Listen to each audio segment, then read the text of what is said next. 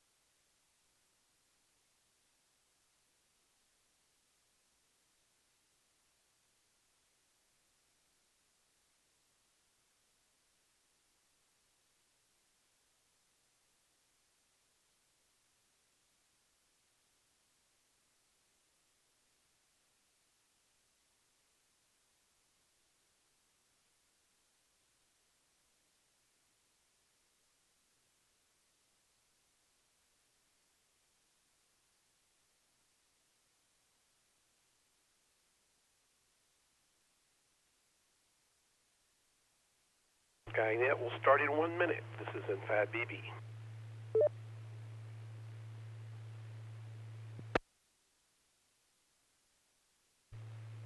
Mr. Chairman, I need to make myself very clear. If we uplink now, Skynet will be in control of your military. But you'll be in control of Skynet, right?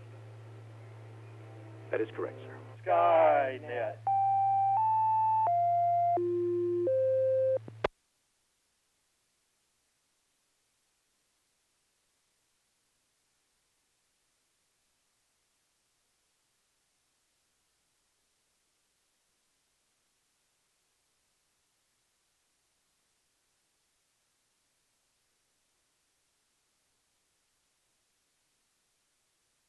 Does anyone need to use the repeater before we begin the 9 p.m. Skynet?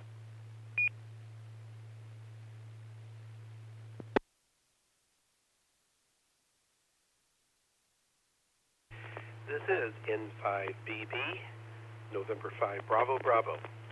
My name is Bill. I'm in Irving. I'll be your net control for this session of the DARC Skynet. Skynet is a weekly net called every Saturday night at 9 p.m. It concerns the subject of astronomy and related space kind of things. Our purpose is to help amateurs become more familiar with the nighttime and daytime sky, astronomy, and space in general. The net is open to all amateurs interested in this topic, and we encourage your participation, comments, and suggestions for this net. Stations with priority or emergency traffic may enter the net at any time using the pro sign break in your call sign.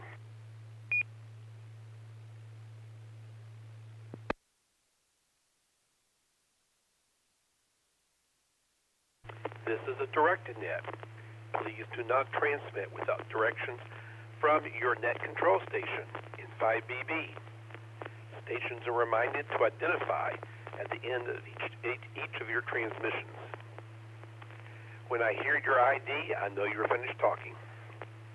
This weekly net operates on 146.88 megahertz with a PL tone of 110.9 using a Dallas Amateur Radio Club two-meter repeater in the Dallas, Texas area.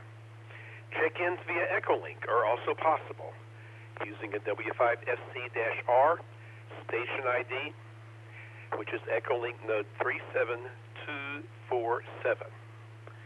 I am looking at Echolink, so at certain times I will be looking over there to see if anybody has anything useful to say. That's useful. Tonight's topics: astronomy charts, pictures, and live audio video links are available online. Go to www.w5fc.org right now for the complete list. Remember to tell others about this popular net. All amateur operators are welcome. You need not be a member of any amateur radio club to participate. The net is 90 minutes long, structured in several parts. If my voice holds out. Number 1, general announcements.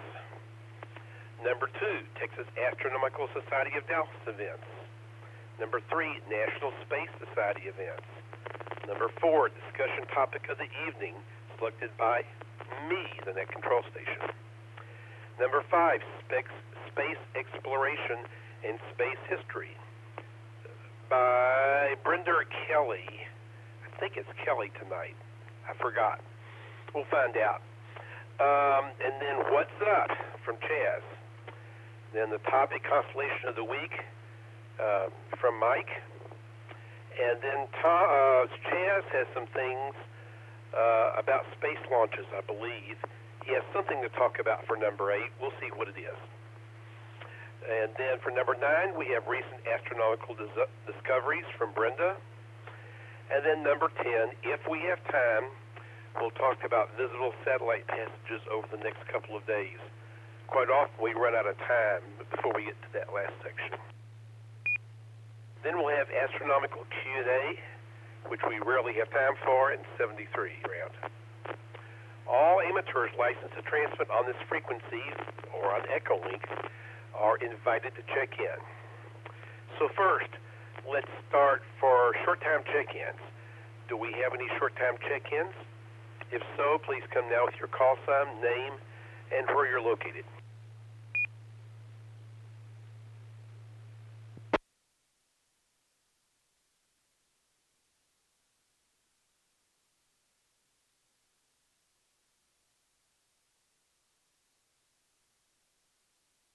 One more try. Do we have any short-time check-ins?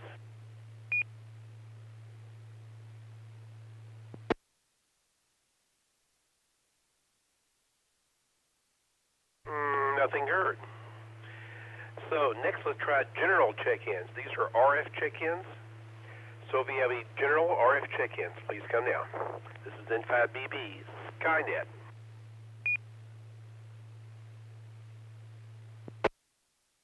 Kilo India 5, Gulf Romeo Hotel, Melissa in Dallas.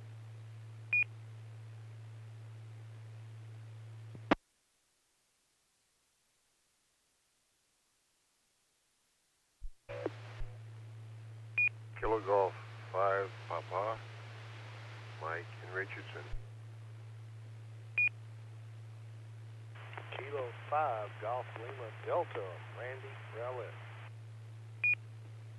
Kilo India 5, Golf Romeo Golf, Esther in Dallas. Okay, let's hold here.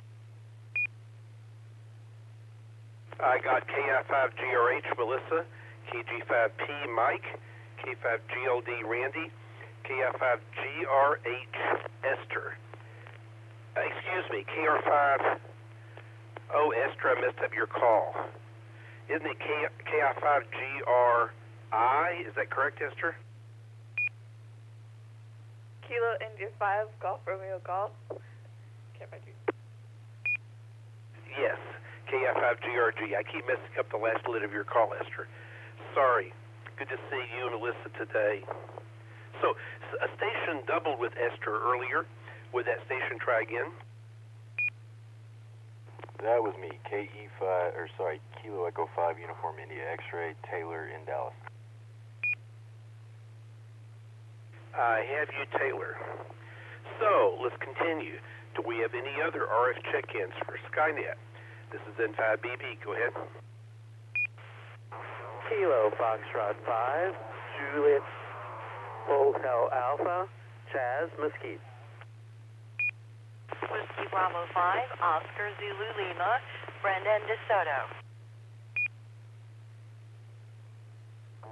Kilo Echo 5, November Uniform Bravo, Keith in Garland. Let's hold there. Sorry about that. I got KF5JH8 Chaz at Mesquite, and somebody doubled with you, Chaz. I got WB5OZL, Brenda, and then the KE5U station, I apologize. Would you give your call sign and name again? Kilo Echo 5, November Uniform Bravo, Keith in Garland. I'm sorry, Keith. I got it that time. Let's continue. Any other check-ins for Skynet? This is N5BB. Kilo 5, Alpha, November, Papa, Allen in Dallas. Kilo Foxtrot 5, Zulu Bravo Lima, Bill, Farmers Ranch. Kilo Golf 5, Whiskey Victor Lima, James in Carrollton.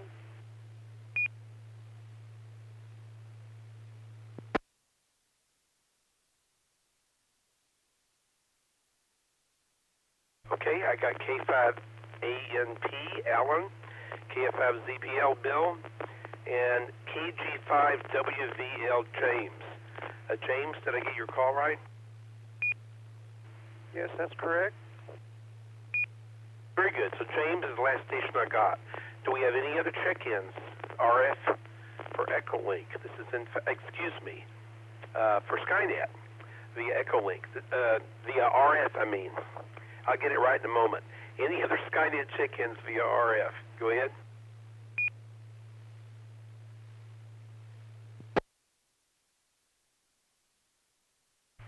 Kilo Golf 5, Juliet Papa, November, Mark in Oak Cliff.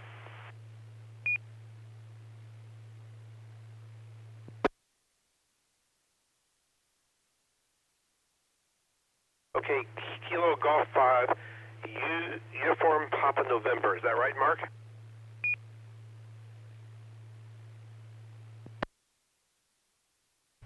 Kilo Golf 5, JPN. Okay, let me see. You're breaking up a little bit. I think there's some interference. Was it Kilo Golf 5, Juliet Papa November?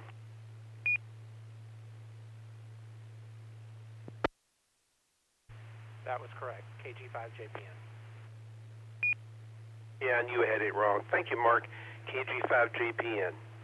So, do we have any other RF check-ins for Skynet? This is N5BB. Go ahead.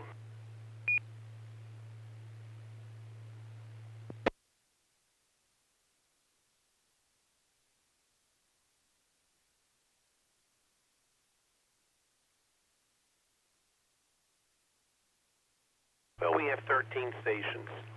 And I know some other people, like Tom, are in the background there.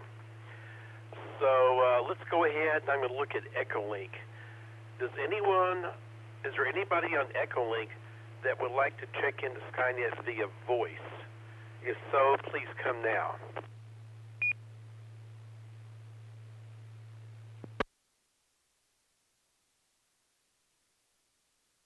Golf 5, Zulu Mike Golf. This is Joe in Arlington, and I had the pleasure of meeting Tom General at the Irving Ham Fest today. Please, oh, there we go. KG5ZMG, Joe. Okay, thank you, Joe. Any other Echolink stations?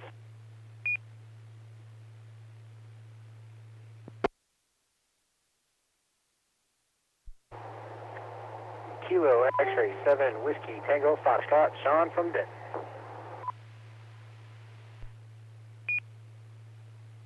Bravo 9, Sierra Golf Yankee, KB9SUI from Triple Falls, Wisconsin.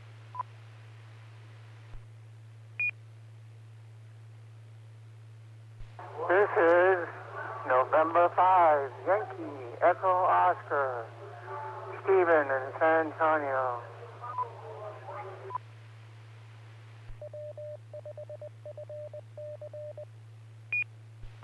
Mike Bravo Charlie, Shane. Okay, hold. I missed. Let me read out who I got. After KG5ZMG, I have KX7WTF, Sean, KB9SGY, David, in Wisconsin, and N5YEO Stephen in San Antonio. Who is next?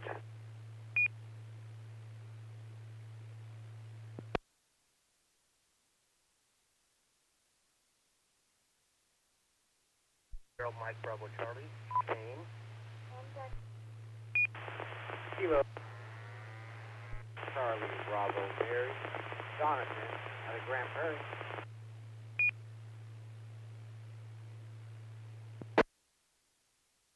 Okay, hold. There is a station, Mike Bravo Charlie. Oh, there we go, W0MBC. Shane, and Shane, who is the other operator there with you? I forget her name.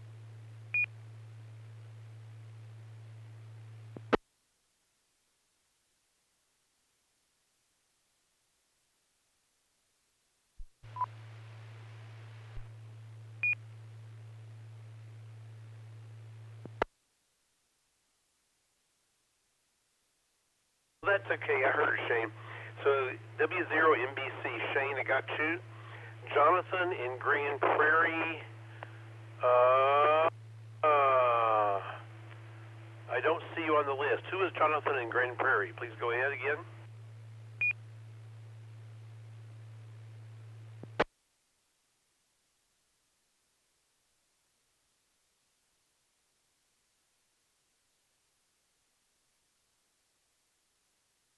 Well, Jonathan, we lost you. Don't notice you on the list. I'm going to add one more station.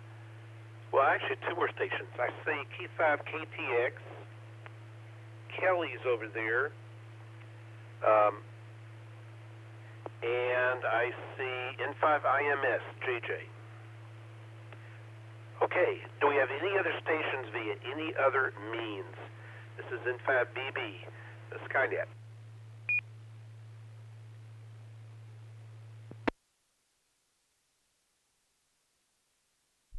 Relay. Go ahead, relay.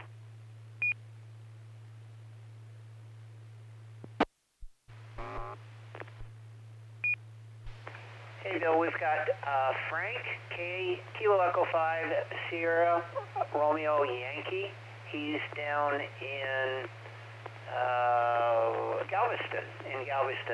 He was in Dallas last week and checked in. He's watching the stream. So I guess that counts as a check-in, KE5ICX. Very good, Tom. And I will check you in also, since you didn't check in earlier.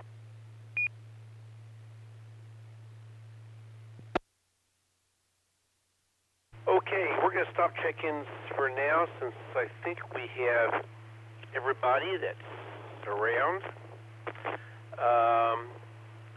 So this is N5BB and Skynet, run by the Dallas Amateur Radio Club on Saturday evenings. So now let's start for general announcements. Do we have any general announcements about amateur radio, astronomical items, space, or anything of interest to licensed hams? If so, please come down. Kilo Echo 5, November, Uniform Bravo.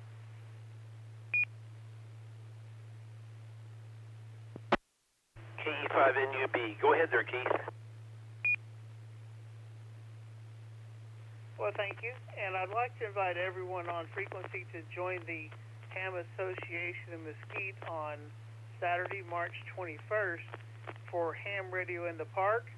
It is the large pavilion at City Lake Park, not too far from downtown.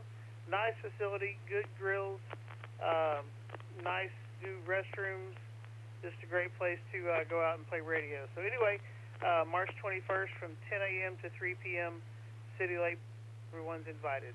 Back to net, KE5NUB. Very good, thank you, Keith. So I'll repeat, Keith said on March the 21st, and they're having a ham in the park in Mesquite, 10 a.m. to 3 p.m. Are there any other news items, either amateur radio, space, anything anybody wants to bring up that's news, announcements? Please come down.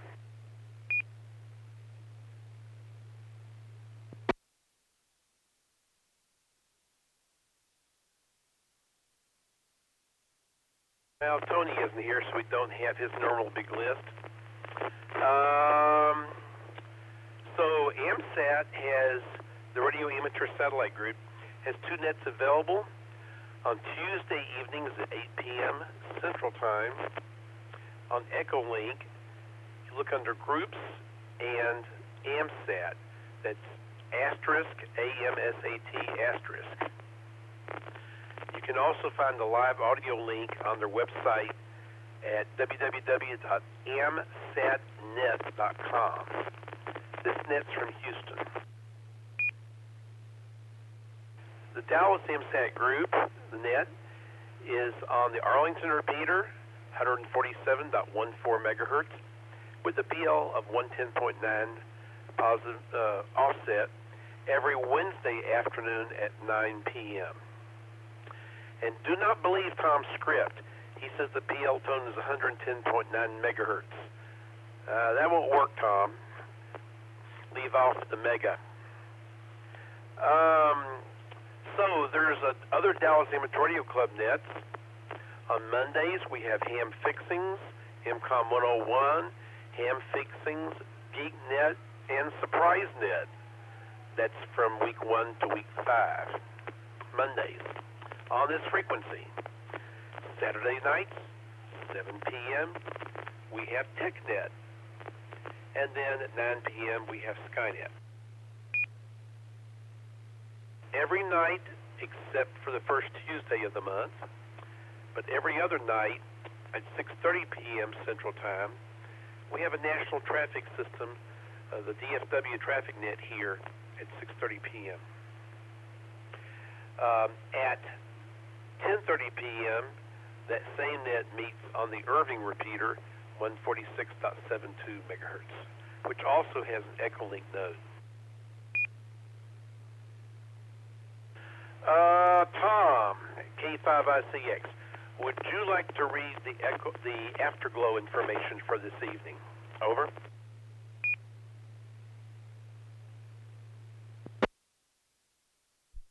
Well, thank you, Bill, and yes, I lived for this. So listen up, humans, here we go. Hello, remaining humans, and welcome to our tour of San Francisco. Ever since the simian flu wiped out most of the human population, our bus tours have been, well, underattended. While that's the human race's loss, it's a win for you. Please keep hands, feet, and crossbows inside the bus. Welcome aboard. The tour bus turned onto Ashbury and accelerated to maximum allowable speeds. It narrowly missed a jaywalking marmoset and tamarin. It continued mid-street. The Castro Theater marquee once again was presenting its 5,000th Planet of the Apes retrospective. A statue of the lawgivers, Charlton Heston, was propped up by some minority human locals, and it also doubled as a highway barricade.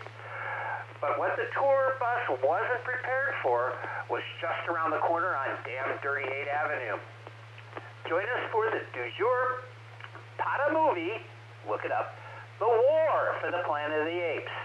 None of the others, The War for the Planet of the Apes, the last one in the series from 2017. And as a bonus, next week we'll be watching Planet of the Apes, which is the sequel that came out 50 years earlier. Do your time travel. 10:30 this evening. See you then. KE5ICX, back to Ape Control.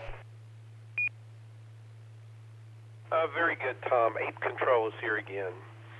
A naked ape, in this case. Well, I can think of more than one meaning for POTA, and we may need to apply both meanings to the Afterglow movie, which I did not see. You can keep up with all Dallas Amateur Radio Club events, nets, and activities by going to the club website, w5fc.org.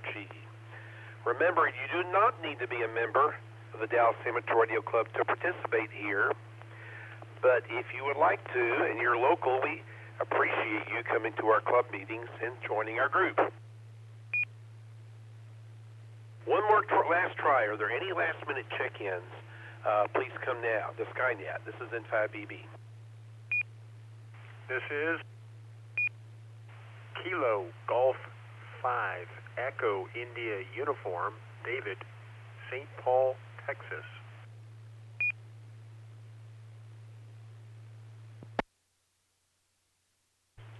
Kilo Golf 5 Zulu India X-Ray, Joe and Wiley.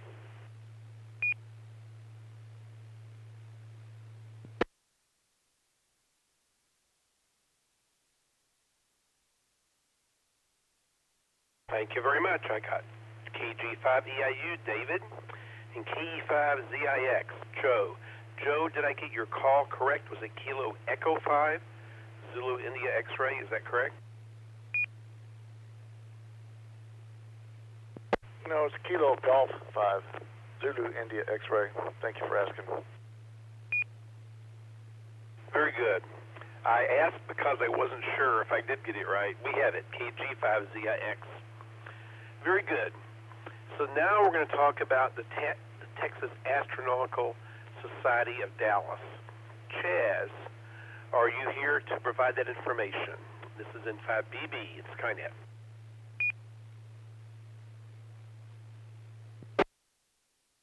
Good evening, everyone. Thank you, Bill. Yes, the Texas Astronomical Society has meetings on the fourth Friday of each month. It's held at the Science Learning Center, the first floor auditorium at 7:30. Now, at 7 o'clock, we have either a regular beginners meeting or a sort of a tour of the DARC site. So come at 7 o'clock. The meeting starts at 7:30. This coming month, on March 27th, the general meeting will have a featured speaker, Lonnie Weegee. He's been a member of TAS for the last 17 years. He's going to talk about all the advancements in the field of amateur astronomy and astrophotography over that period of time. He's probably going to even show you some of his pictures, might even bring a piece of equipment or two. I'm not sure, but it's going to be an exciting event. Lonnie is an exciting person.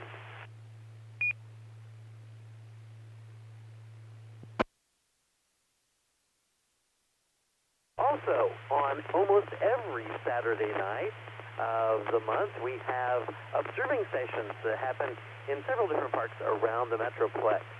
The first Saturday of each month, the Stargazer Star Party is held at Spring Park in Garland. That would be tonight. Is there anybody at Spring Park in Garland that would like to give a report about what's being observed this evening? It cleared off nicely for the evening. Come now with your call sign.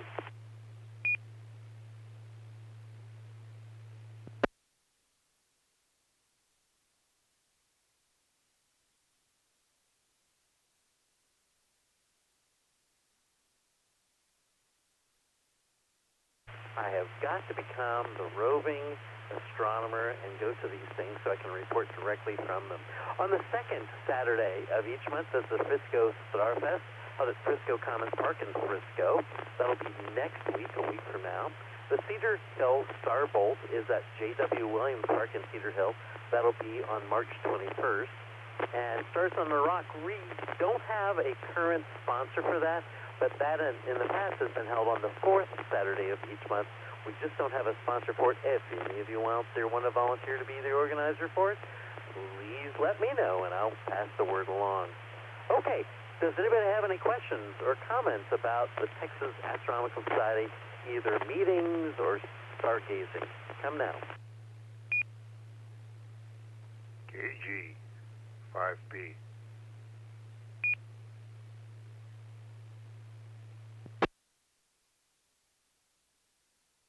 Mr. Mike, please come now with your question. Very good. Thank you, Chaz. Good evening to everybody. Okay, my question is, what is the distance from Betelgeuse or whatever you call it to Procyon using a standard star chart? What is the difference between the distance from Betelgeuse to Procyon using a standard star chart? That's the question. Back to you, Chaz. Well, I guess it depends on the star chart. Could be a couple pages away. I'm not sure. I'll approximate it about, 30, 35 degrees in the sky. But please, enlighten us. Go ahead, Mike. Well, the one I have listed, it shows it to be about 1.5 inches. KG5P.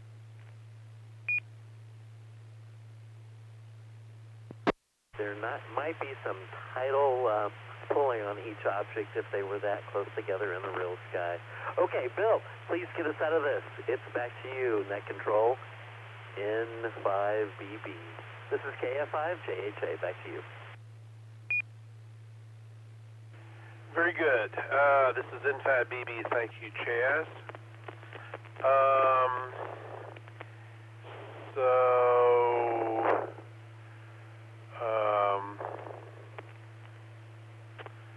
I think that's that information.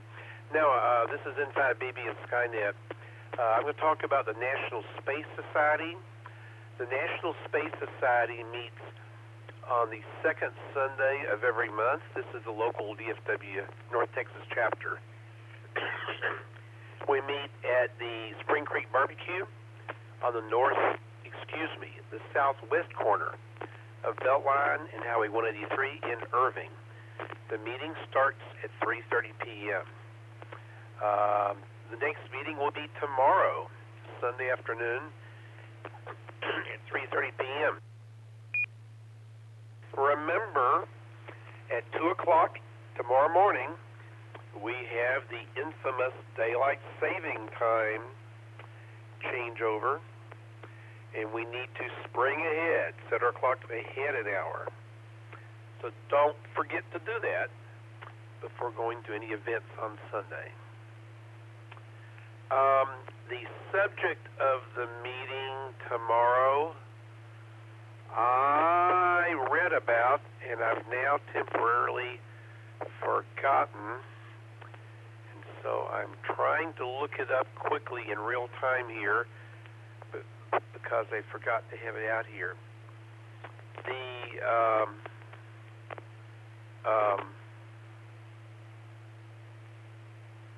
Let's see.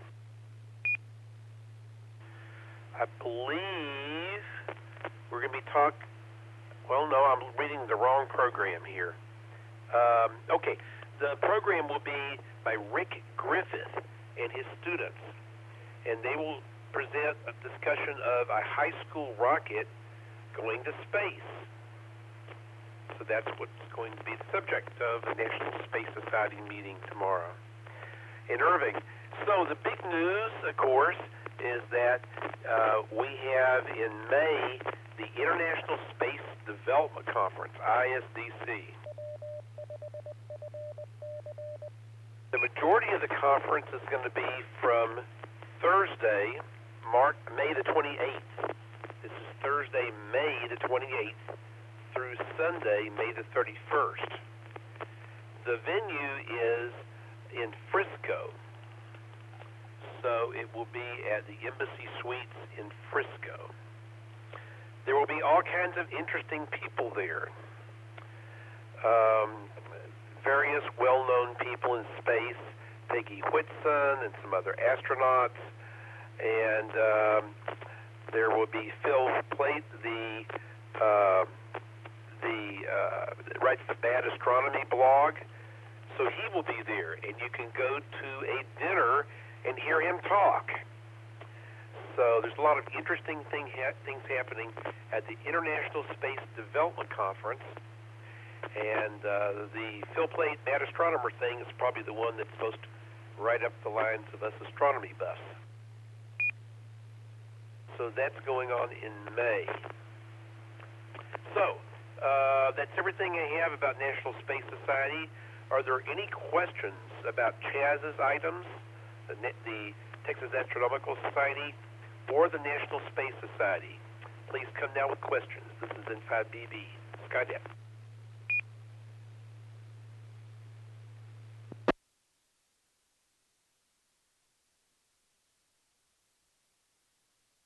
Nothing heard. Do we have any last-minute check-ins? This is N5BB.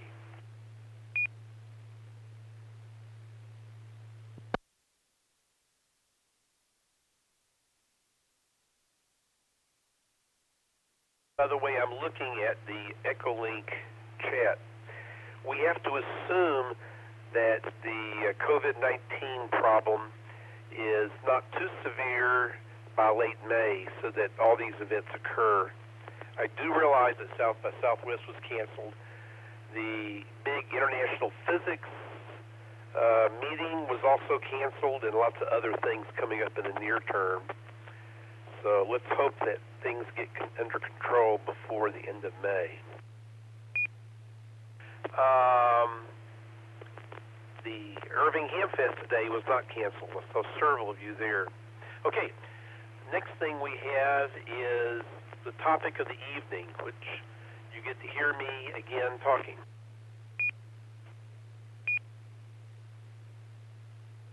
So, this is N5BB and Skynet. This is going to be kind of short. I'm going to be talking about a ARXIV paper, which was published on March the 4th, 3 days ago. And the name of the paper is The Curious Case of the North Star, the continuing tension between evolution models and measurements of Polaris. It's by Hilding Nielsen and Haley Blinn. who are at the Department of Astronomy and Astrophysics at the University of Toronto in Toronto, Canada. Here's the abstract of the paper. Polaris is the nearest Cepheid to us. That's a Cepheid variable star. And as such, it holds a special place in our understanding of Cepheids in general and the Leavitt law about Cepheids. In the past couple of decades, we have learned many new things about the star as a Cepheid and as the primary component of a multiple star system. As such, we are more precisely measuring the mass, radius, and evolution of Polaris. However, as we learn more, it is becoming clear that we understand less. Let me repeat that. As we learn more, it's becoming clear that we understand less about Polaris. There's evidence that Polaris is much less massive than stellar evolution models suggest, and that Polaris is a much younger star than its main sequence companion.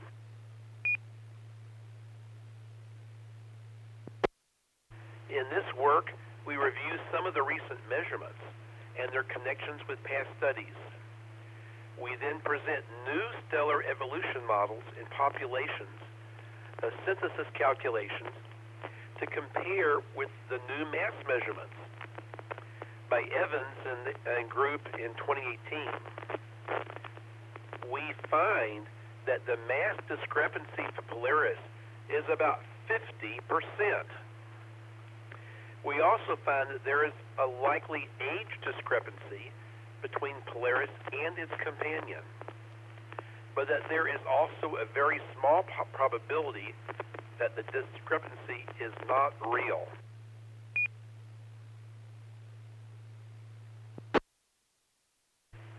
So, the main thing I want to do is just point out that information I just read, that Polaris is giving us some very strange results, and the more measurements that are made, the more complications. There's been a long-term problem with measuring the exact distance to Polaris. Because it's a Cepheid variable, there's a lot of interest in understanding the distance via direct measurements of different, such as by the apparent movement on the sky, using those kind of measurements.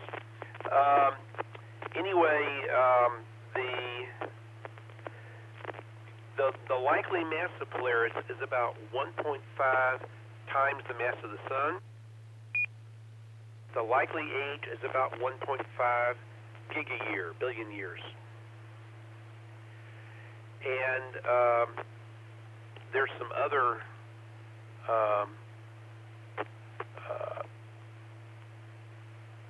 there's various problems with some of these results. So they say the results are curious and preliminary. And there's various possible problems with the parallax measurements. And so anyway, lots of problems. So that's what I'm just trying to point out here, is we talk about Polaris. Everybody knows where Polaris is. Everybody knows where Polaris is. You always know where to find it. At least in the northern hemisphere. It's always up there. But it's a very confusing star. It's a variable, and it's a variable that's not well understood. And that's all I have. So, do we have any other check-ins to Skynet?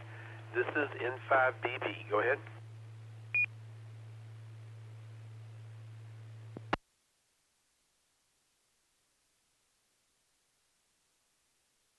Okay, now I believe, tell me if I'm wrong here, I think it's Kelly's night for space exploration in space history. Kelly, I believe I see her there on on the Echo link. So I'm going to let Kelly talk. And Kelly, if it's your night, we'll let you talk about space exploration and space history. Go ahead, Kelly. K5KTX and the group. This is N5BB.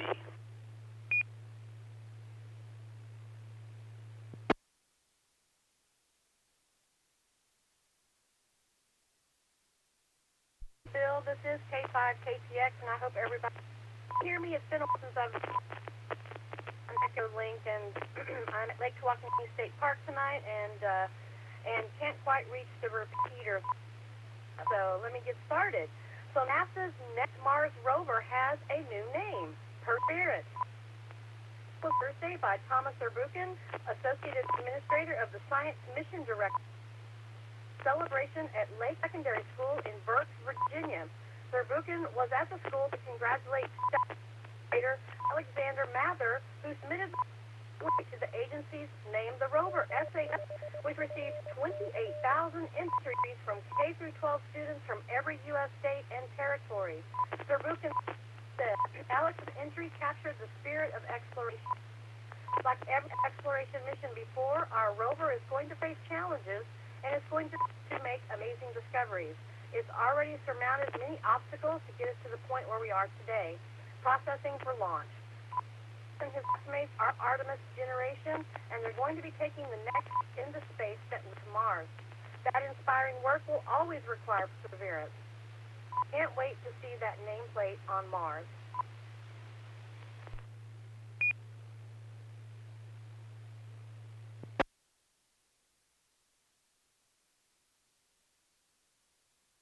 Perseverance is the latest in a long list of Red Planet rovers to be named by space children, from Sojourner in 1997 to the Spirit and Opportunity rovers, which landed on Mars in 2004, to Curiosity, which has been exploring Mars since 2012. Each team was selected following a nationwide contest. The contest that resulted in Alex's winning entry of Perseverance began August 28, 2019. Nearly 4,700 volunteer judges, educators, professionals, and space enthusiasts from around the country reviewed submissions to help narrow the pool down to 175 semi-finalists. Once that group was whittled down to 9 finalists, the public had 5 days to weigh in on their favorites, logging more than 770,000 votes online, with the results submitted to NASA for consideration. The 9 finalists also talked with a panel of experts, including Lori Glaze, Director of NASA's Planetary Science Division, NASA astronaut Jessica Watkins, rover driver Nick Wilsey at NASA's Jet Propulsion Laboratory in California, and Clara Ma, who as a grade student in 2009, named Curiosity.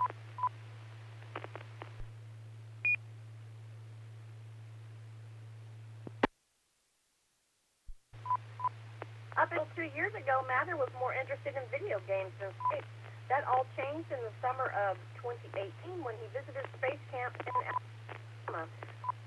Of a Saturn V, the rocket that launched the Apollo astronauts to the moon half a century ago, Mather became a bona fide space enthusiast, checking NASA.gov daily, consuming autobiographies, and even 3D printing flyable model rockets. When the call for the name for his new Mars rover, Mather knew he wanted to contribute. He said, "This was a chance the agency put humans on the moon and will soon do it again.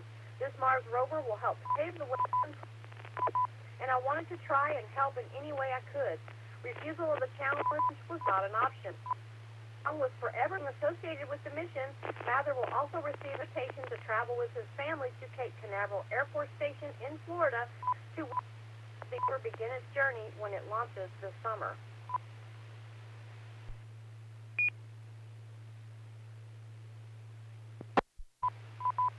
While Mather has received NASA's grand prize in this competition, NASA also is acknowledging the valuable contributions of finalists' entries were among the top ones considered.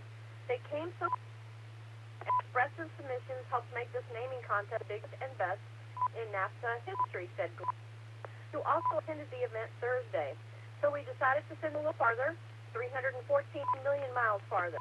155 semi-finalists proposed rover names and essays have been stenciled onto a silicon chip with more than 1,000th of the width of a human hair and will be flown to Mars aboard the rover.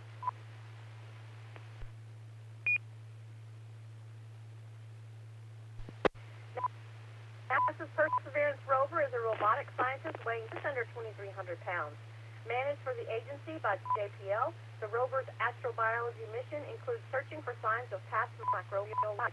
It also will characterize the planet's climate and geology and collect samples of ocean rock and dust for a future Mars sample return mission to Earth while paving the way for human exploration of the planet. Perseverance currently is undergoing final assembly and checkout at NASA's Kennedy Space Center in Florida. It's targeted to land at Jezero crater a little after 2:40 p.m. Central Time, February the 18th, 2021.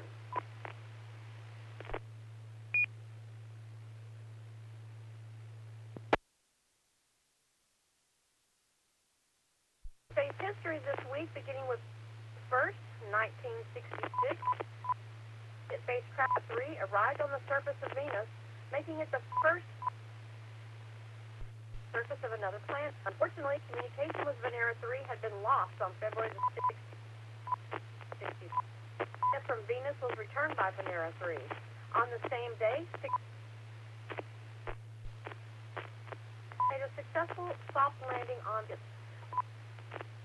For over 2 hours, far past the expected 30-minute survival period, providing researchers with an analysis of soil samples, range of color images, and other data. The probe eventually succumbed to the planet's incredibly hostile environment, surface pressures nearly 9 times those on Earth, and high temperatures, 465 degrees Celsius.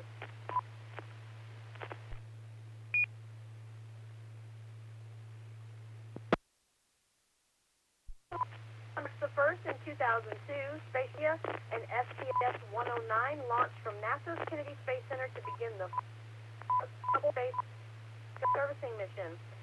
Astronauts replaced Hubble's solar panel and installed the Advanced Camera for surveys. Took the base of Hubble's Faint Object Camera, the telescope's last original instrument. 2015, astronaut Scott Kelly and cosmonaut Mikhail Kornienko safely landed in Kazakhstan after a one-day on the International Space Station. Kelly and Kornienko launched aboard a Russian Soyuz spacecraft, the Cosmodrome, in Kazakhstan on March 27, 2015. The goal of their year-long expedition of the orbiting laboratory was to understand better how the body acts and adapt to the harsh environment of space.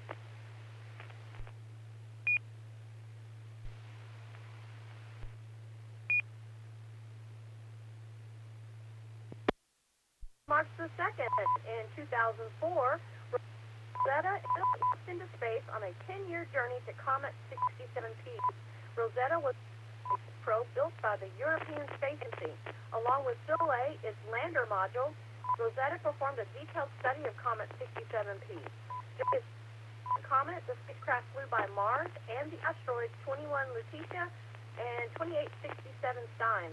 On August the 6th, 2014, the spacecraft reached the comet and performed a series of maneuvers to be captured in its orbit. On November the 12th, its lander module Philae performed the first successful landing on a comet, though its battery power ran out 2 days later.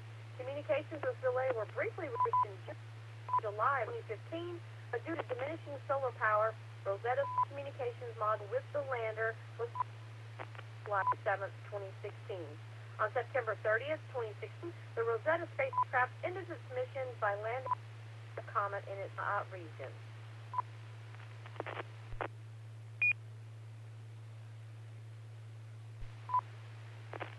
On March the 3rd, 1915, Congress authorized the creation of the National Advisory Committee for Aeronautics, or NACA, to supervise and direct the scientific study of the problems of flight. The committee sought to coordinate the national development of airplane technology already underway at the time, largely in response to the rapid development of European flight capabilities. The development began to shift to missile technology and space flight, culminating in the establishment of NASA in 1988. The foundations of NASA and the success of its many missions rest squarely on the cornerstone of the NACA's organizational and technical expertise.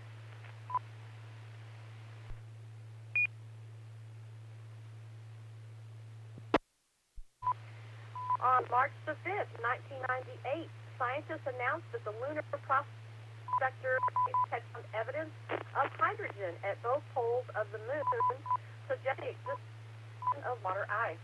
Based on data collected, researchers hypothesized the amount of water ice mixed into the regolith between 10 to 300 million metric tons. Launched on January 6, 1998, Lunar Prospector was designed to answer questions about the moon's resources, structure, and the spacecraft included a neutron spectrometer experiment to detect thermal and epithermal resulting from normal neutron collisions with hydrogen atoms, an indicator of the presence of water.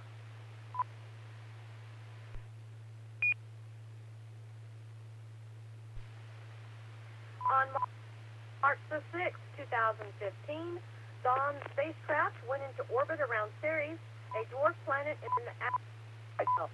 Dawn utilizes a high-tech ion propulsion system, which has allowed it to go into orbit around 2 different spacecraft. Dawn had studied Vesta in 2011 to 2012.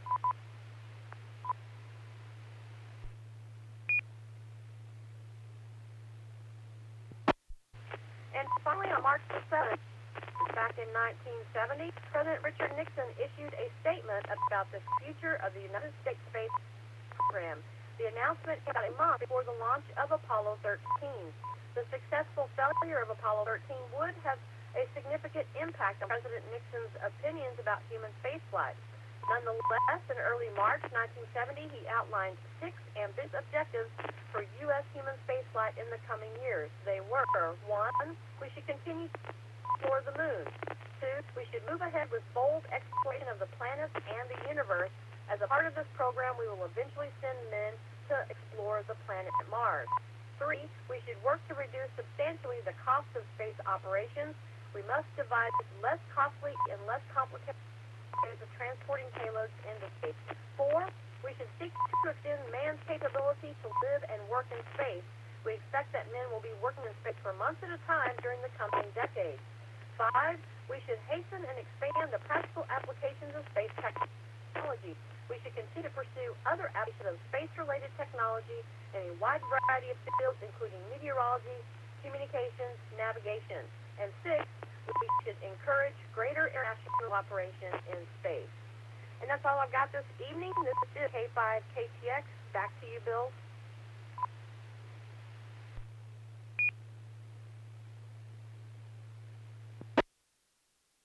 Very good, Kelly. This is N5BB of Skynet. By the way, we got nearly everything you said. It broke up a little bit, but nearly everything came through just fine. Thank you very much, Kelly. Do we have any last-minute check-ins to Skynet? This is N5BB. Go ahead.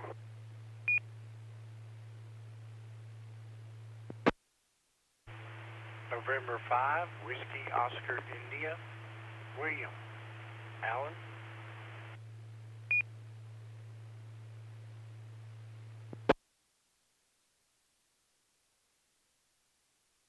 N5WOI, William and Alan. Thank you very much, William. Okay, next, we're going to go with What's Up? So I believe it's Chaz's turn. Go ahead, turn. Go ahead there, Chaz. This is N5BB, Skynet.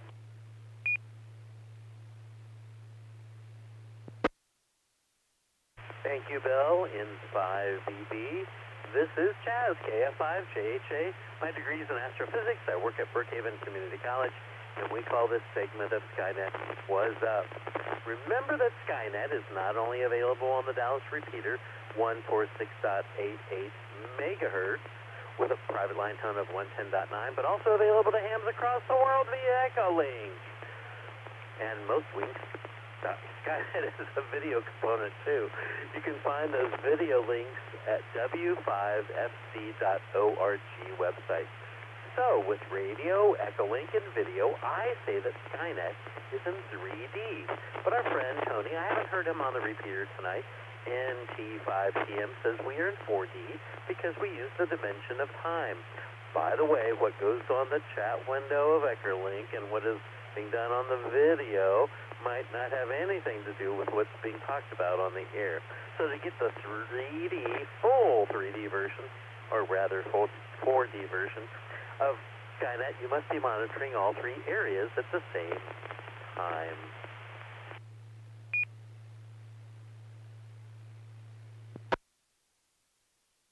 Tonight, the sunset was at 6:29 p.m. Central Standard Time. The sun will set at 7:30 p.m. tomorrow. Why an hour difference in just one day? Again, Phyllis talked about this. Tonight, we changed to daylight saving time. So if your clocks don't automatically reset themselves, like your cell phone probably does, set your clocks ahead 1 hour just before you go to bed tonight. I like that clock picture, don't you? Oh, okay. Venus is the brightest object in the sky other than the sun or the moon. It's very easy to spot, about halfway up in the western evening sky. It was beautiful this evening after, most of a day of clouds. We were able to see Venus. I was looking at Venus just before Skynet, so it was still above the horizon at that time. The evening, the moon is rising in the eastern sky right now in the constellation of Leo, and I'm not lying about that. I thought that was a funny joke. The moon was at its first quarter on March the 2nd, so it is at the phase of waxing gibbous tonight. The moon will be full on March the 9th, just in a couple of days. The moon will be at perigee on March the 10th at a distance of 357,123 kilometers. The moon will be at third quarter on March the 16th. Now that reminds me, what did the therapist say to the moon? Oh, it's just a phase you're going through.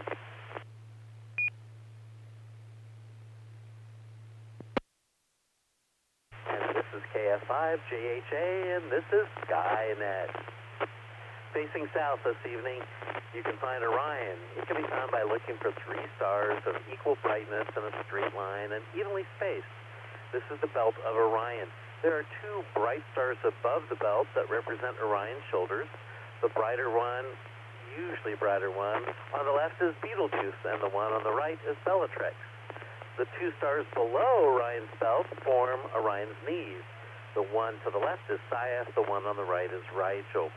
Now, keep on monitoring Betelgeuse. I really like to call it Betelgeuse. I think it's a more accurate way of pronouncing it. Betelgeuse is not dimming anymore, but it continues to brighten. I've got the chart that's being shown on the video portion from the AAVSO that they've recently published for observers who have been making almost continuous observations of Betelgeuse. It's kept its variable pattern of 430 days, and it began to brighten at the end of February. We still don't understand why it dimmed more than it ever has. One explanation is that there's a cloud of its own dust that might be in the way. We still predict that sometime in the next 100,000 years that Betelgeuse will go supernova. So keep watching Betelgeuse. I just saw it earlier this evening.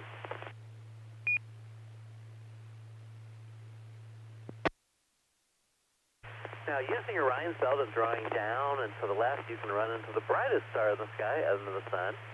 I'm serious about that. Oh, yeah, it's called Sirius. And it's a doggone good star because it is called the Dog Star. Sirius is the brightest star in the constellation of the Big Dog, which is Canis Major.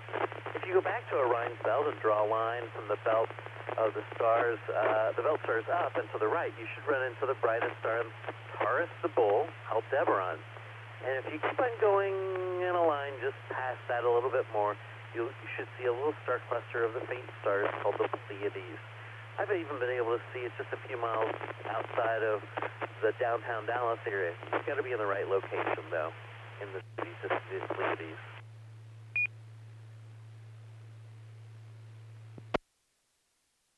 I know, I said I wouldn't talk about this, but I will talk about this one last time. Try to find the second brightest star in the entire sky, Canopus. When Orion is high in the south, you can find Canopus low in the southern sky. Canopus only gets about 4.5 degrees high in the southern sky for us here in North Texas. Canopus is a type A92 star. It is 310 light years away. We rarely see Canopus because it is so far to the south in the sky. Now, I just used a classification system for Canopus. Stars are classified by temperature and luminosity. Temperature ratings are actually letters. The hottest stars are type O, and the coolest stars are type M. The types go from hottest to coolest: O, B, A, F, G, K, M. We remember the order of these by using a mnemonic: O, B, a fine girl, kiss me. The hottest stars, type O, are more than 30,000 degrees Kelvin. Type B stars are between 10 and 30,000, and type A are between 7,500 to 10,000, and type F are between 6,000 and 7,500. All these are degrees Kelvin. Type G stars, like our sun, are between 5,200 to 6,000 degrees Kelvin. These are the surface temperatures, by the way. Type K are between 3,700 to 5,200 K, and type M stars are less than 3,700 degrees Kelvin. There are 10 subgrouping categories within each type. Type O9 and type B0 are right next to each other on the scale. This is called the Harvard classification system. It was developed by Annie Jump-Cannon. We've talked about her in the past on Skynets, and I'm sure we'll talk about her more again on future Skynets.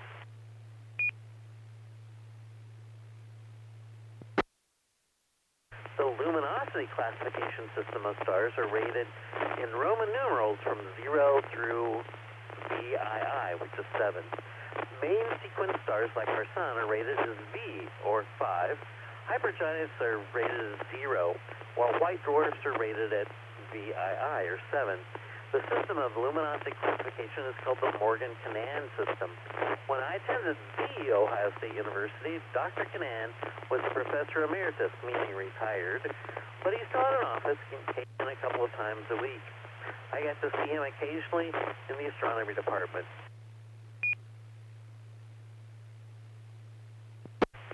I remember that graduate students would hand him a glass plate containing the spectra of a star, but oriented backwards to try to fool Dr. Canaan. Dr. Canaan would immediately reorient the glass plate and hand it back to the graduate student, telling them the exact stellar classification of the star. And Morgan-Canaan classification of our sun and the Harvard system, let's put it all together, is a G25 star. And this is KF5, JHA, and this is Skynet.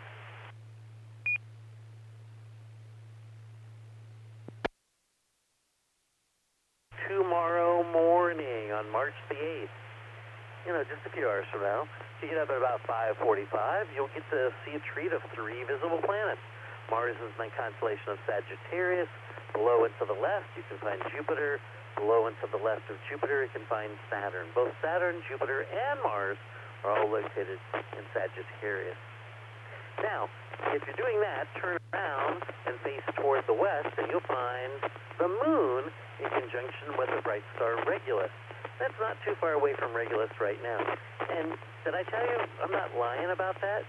Because that's the constellation of Leo.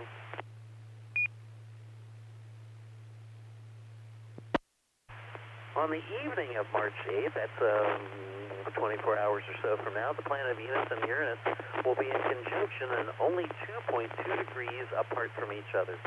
Uranus will require a telescope to see, and using a telescope, you should be able to see both planets in the same field of view at the same time. You might be able to see Uranus in a pair of binoculars. So get your binoculars, your telescopes out, and see what you can find tomorrow evening. I hope it's clear enough. The prediction is for some rain, but maybe that holds off.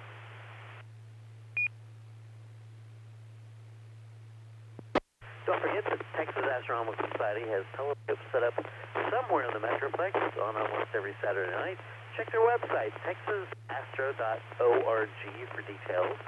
And one more thing, on March the 27th at 7 p.m., is the Texas Astronomical Society's next meeting.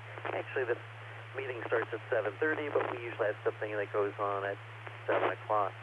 Featured speaker this coming month will be Lonnie Fiji from Meade Telescope. We'll be speaking about his 17 years of membership in TAS and also the advancements in amateur astronomy that he's seen. Do any of you out there in Radio Land have any questions or need a fill on any information? Or do you have just a general question about astronomy? I don't know everything, but I may know the answer to your question. If you have a question or need a fill, please come now with your call sign. It's KG5P. I do have a straight question for you tonight, Chaz. KG5P. Well, I thought you always had the straight lines, and I gave you the funny answer. Okay, go ahead, Mike. You mentioned that Lonnie Weege, that's the way he pronounces his name, Weege, was with Meade. Is he now with Meade? Because he was fairly high up in Celestron. He managed a good part of the company. So was that correct, that he's with Meade now, KG5P? Yes, that is correct. I'm not sure exactly when he switched, but he is no longer representing Celestron. He is now representing Meade. So that's interesting. Those are two of the major dealers of telescopes that a lot of astronomers buy from, but there's astrophysics and other ones that are out there as well. But yes, he's representing Meade now. Did that give you an answer there, Mike? Yes, it was an answer. Thank you. Yeah, I didn't see Lonnie last year at the Texas Star Party, but I do know him, and he's one of the regulars at the Texas Star Party, KG5P.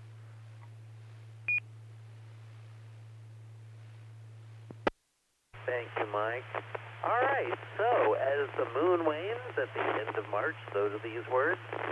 Until next time, keep looking up so you know what's up. And this is Chaz, KF5JHA. Back to our net control, Bill, N5BB. It's all yours again. Thank you. Thank you, Chaz. This is N5BB and Skynet. Do we have any late check-ins for Skynet? If so, please come now. Whiskey 9, Mike Whiskey.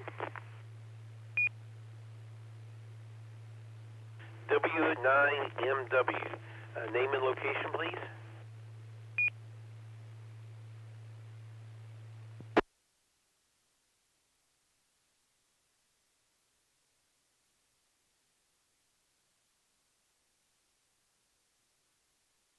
W9MW. This is N5BB.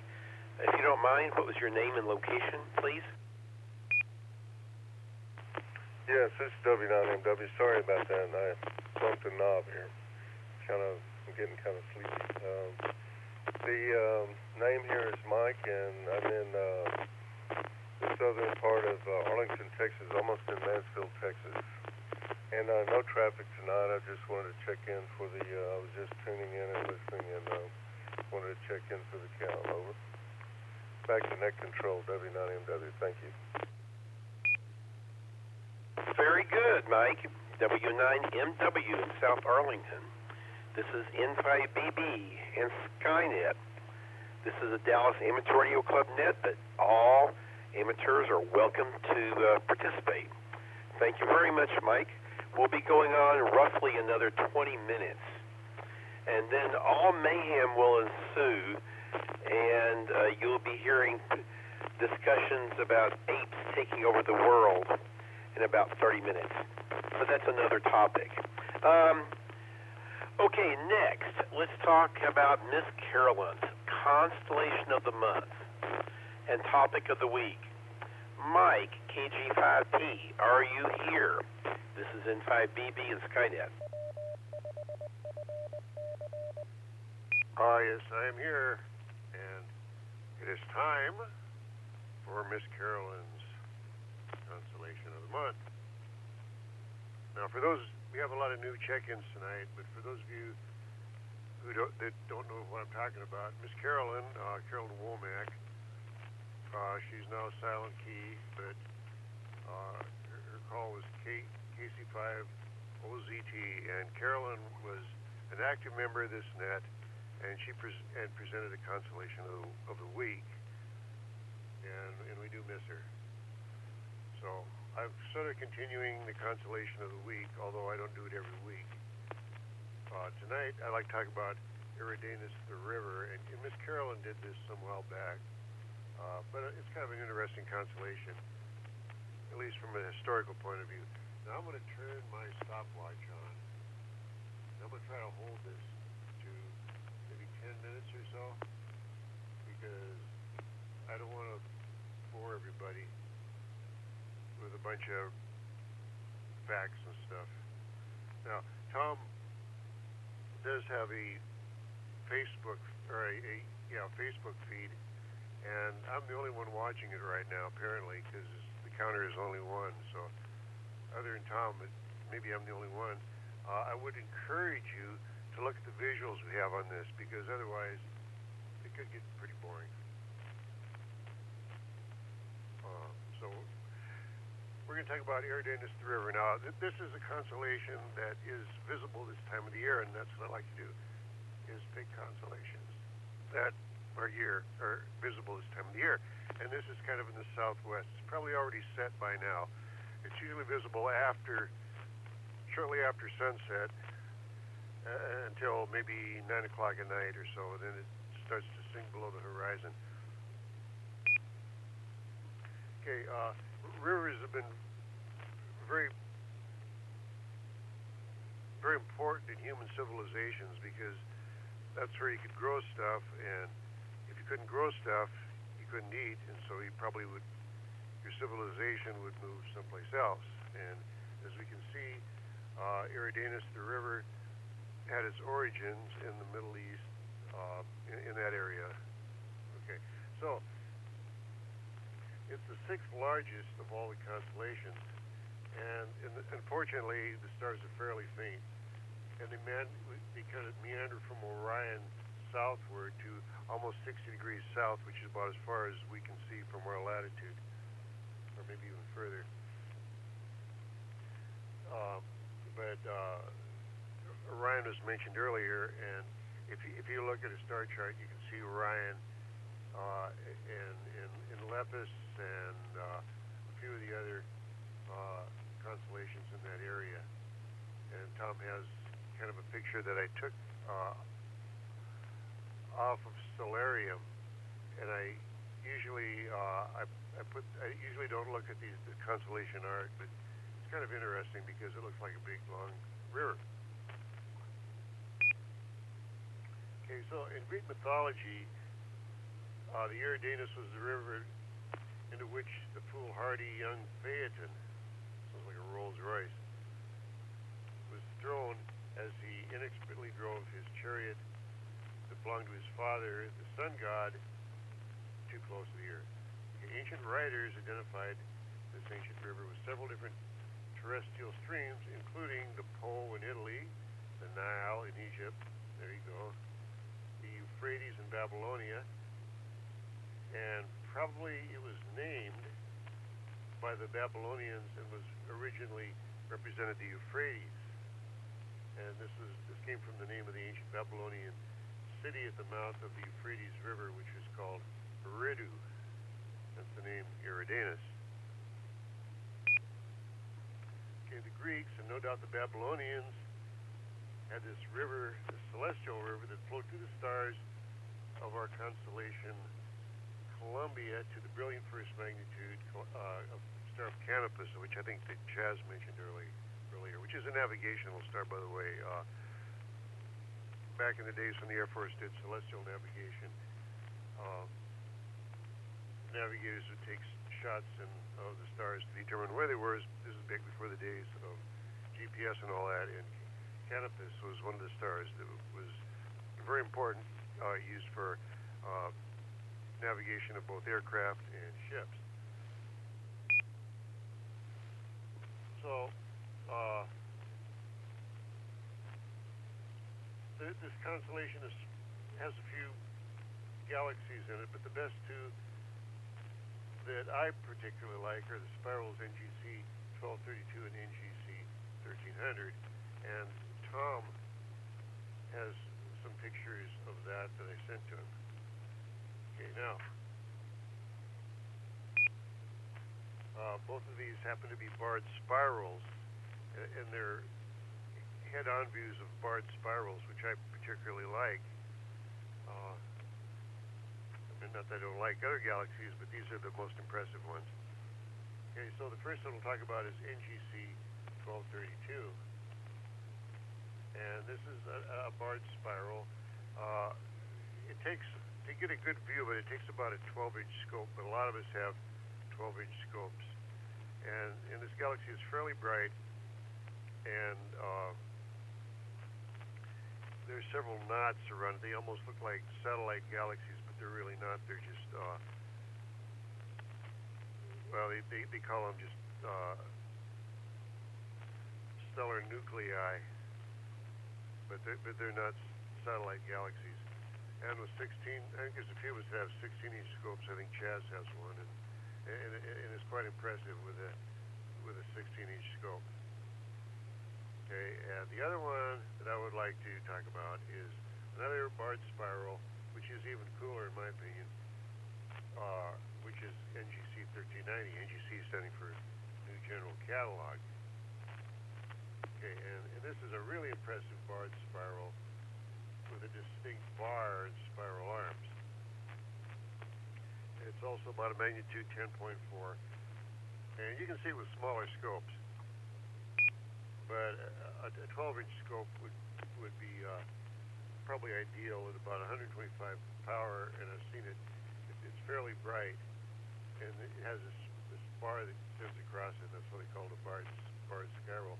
With a 16 or 18-inch scope, you can see even other stuff in there. You know, there's a lot of diffuse nebulae and things like that. So that's really about all I had for tonight. This is not one of the big constellations, but it does have a few interesting objects, and it is visible this time of the year.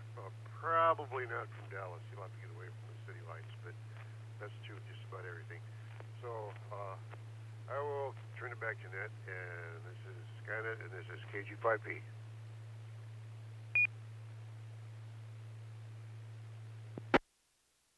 Very good, Mike. This is N5BB and Skynet. Let's move to the next section, number 8. So, if I understood the news correctly, Tom is not going to give this, but Chaz is going to give space launches for this week. So, if that's true, go ahead, Chaz. This is N5BB and Skynet. No, you misunderstood.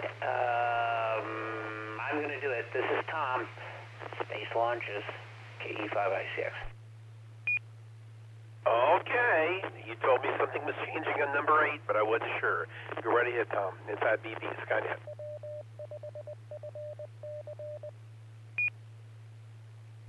That's okay, Chaz. It was a different section, and everything worked out. We're good.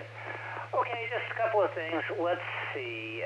We've already had the SpaceX CRS-20 launch. That happened yesterday. I got a chance to catch a little bit of it, and it also included the what that is crew resupply mission to the International Space Station. It launched at 11:50 Eastern Standard Time yesterday out of Space Launch Complex 40 at Cape Canaveral, just across from the old Apollo launch pads. The SpaceX Falcon 9 launched the 22nd Dragon spacecraft mission on its 20th operational cargo delivery flight to the International Space Station. The flight was conducted under the Commercial Resupply Services contract with NASA, and it was successful, and it also landed, if I remember correctly, the 50th first stage successfully back at Cape Canaveral.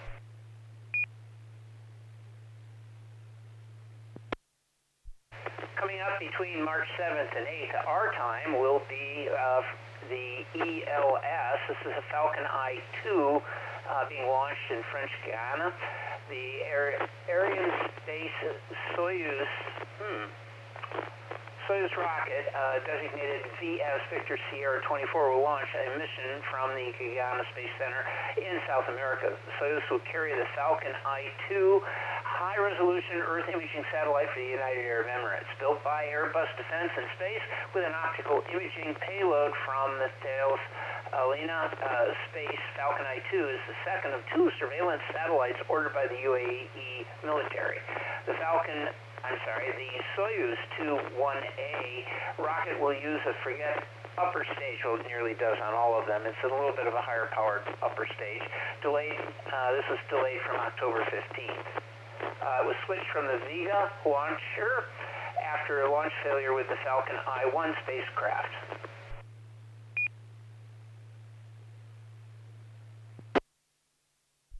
And then finally, a Long March 3 Bravo will be launched from Bido, that's in China. Launch date is approximately, this is, 7:50 a.m. Eastern Daylight Time. Oh, there's the first of the daylights from Xizang, China. The Chinese Long March 3B rocket will launch a satellite for the country's Vendau navigation network toward geostationary orbit. And the Long March 3B is one of their heavy rockets. At this point, never mind, that's it. It's just notes for net control. So that's all I got for this week. Back to you, Bill, KE5I6. Very good. Very good. Thank you very much. This is N5BB. Now we're going to slide into Brenda, the recent astronomical discoveries. Go ahead, Brenda. This is N5BB, Skynet.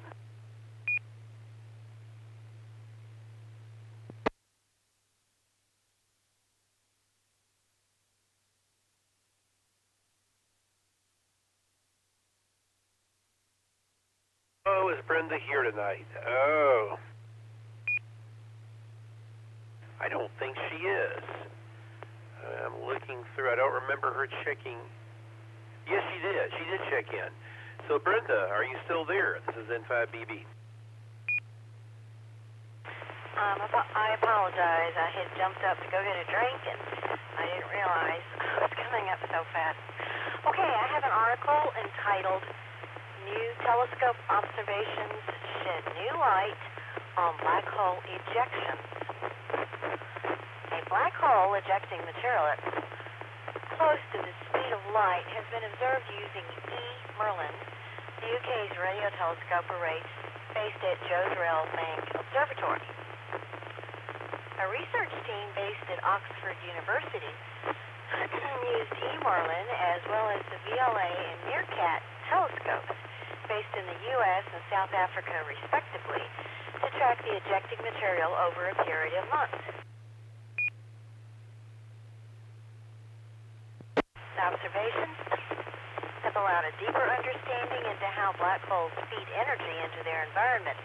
Co-lead of the project and author on the paper appearing in Nature Astronomy, Rob Fender said, "We've been studying these kinds of jets for over 20 years and never have we tracked them so beautifully over such a large distance." The group successfully tracked these ejections of this particular system known as MAXI J1820+070 after it went into outburst in the summer of 2018. Extreme distances from the black hole and the final angular separation is among the largest seen from such systems. The ejections are moving so fast that they appear to be moving faster than the speed of light. They are not. Rather, this is a phenomenon known as apparent superluminal motion. Dr. Rob Beswick, head of E. Merlin Science Operations at Jodrell Bank, stated, "This work shows the power of world-class instruments such as E. Merlin, Meerkat, and the VLA working in tandem." E. Merlin's unique combination of resolution, sensitivity, and rapid response make it the perfect instrument for this sort of study. Using our radio observations, we were able to better estimate how much energy is contained in these ejections using a novel method for this type of system, explains Joe Bright, the Phil student at Oxford University's Department of Physics. Galactic black holes, such as Maxi J1820 plus 070, are thought to be miniature versions of the supermassive black holes that are found in the center of galaxies. The feedback from these black holes is thought to be a vital component regulating the growth of galaxies. This is from ScienceDaily.com. Back to net, WB5OZL. Very good, Brenda. Thank you very much. This is N5BB and Skynet. And now we're going to go to the visible satellite passages over the next couple of days. Let's see.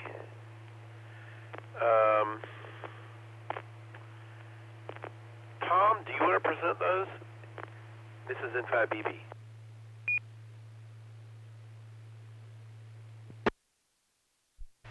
Bill, I can. I'll just do an abbreviated version. I just put this stuff out so that it's available.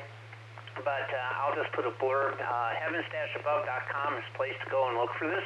This includes amateur radio satellites that are going over. You don't need any special software in order to do it. Just go to the website, plug in your longitude and latitude, you get the information. The International Space Station has 2 passes. March 11th is a good one. I didn't put in my reference info here, which is very bad of me, but let me see here. This would be at, let me see if I can interpret this without my little chart. Looks like 7:07 in the morning of March 11th, local time. It'll get up to about, I don't know, about 35 degrees, it looks like here. Go through Ursa Minor, through Draco, of course, everything goes through Draco, Cygnus, a constellation I can't pronounce, next to Mercury, which would be hard to see, and then it will fall to the southeast.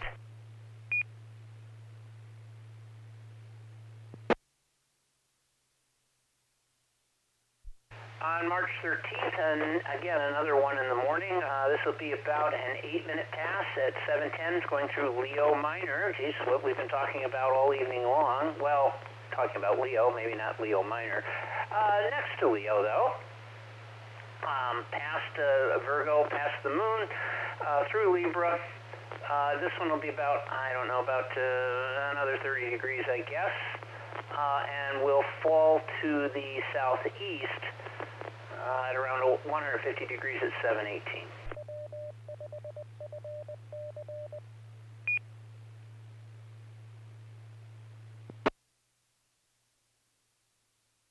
And then finally, I'll give a this final one for the International Space Station.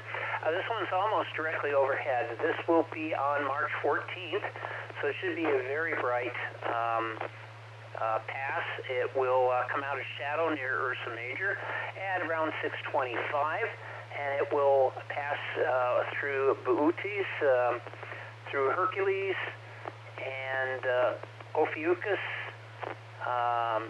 Scutum.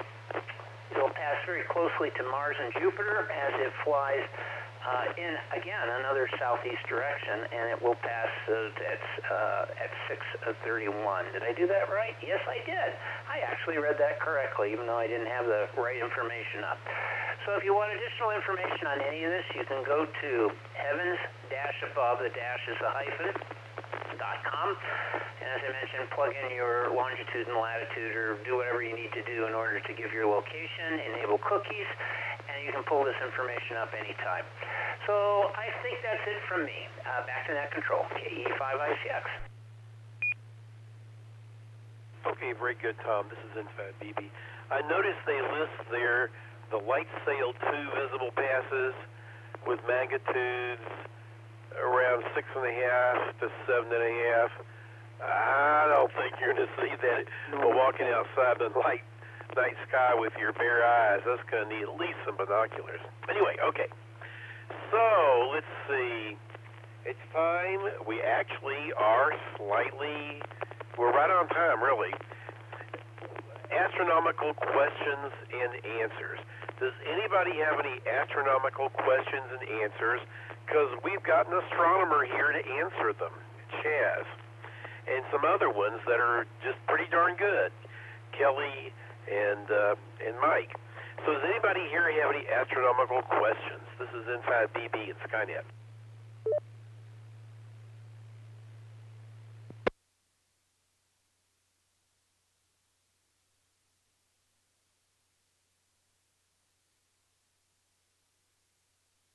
Nothing happening.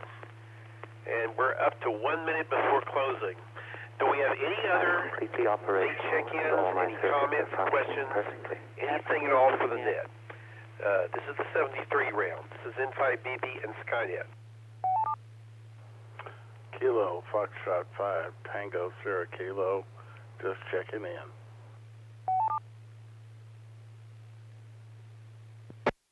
KF5TSK, Burl. Very good, Burl. Good to see you today at the Irving Ham Fest and in the afternoon at the late lunch. Do we have any other check-ins for Skynet?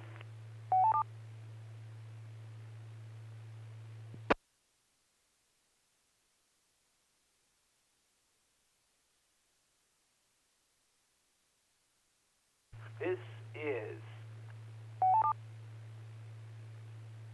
Whiskey Bravo number 4, Mike Foxtrot India WB4MFI, Ted Dallas Low Power. I have a question. When Betelgeuse goes supernova, is that a threat to us? Thank you.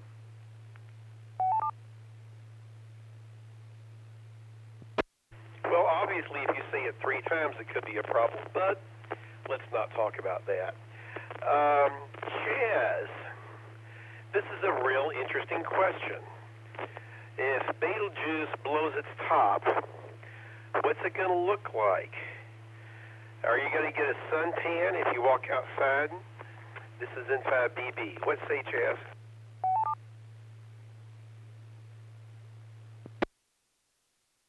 Thank you, Ted. Thank you, Bill. Well, probably not a problem here. But the nice thing is, you'd see it in the daytime easily. I mean, you'd really see it in the daytime easily for quite some time. Not just days, but probably weeks, maybe even a couple of months. It would be so bright, it would be visible in the daytime sky. Don't think you'd need any higher level of sunscreen. I don't think it'll be that toasty here. But who knows? We've never had one happen that close to us during recorded history, so who knows? It's a very good question. Maybe we'll find out in our lifetime. KF5JHA. Very good. What do you think about that, Ted? Well, I don't know. Maybe I should go to Lloyd's of London and take out an insurance policy at a low rate since it's not much of a threat.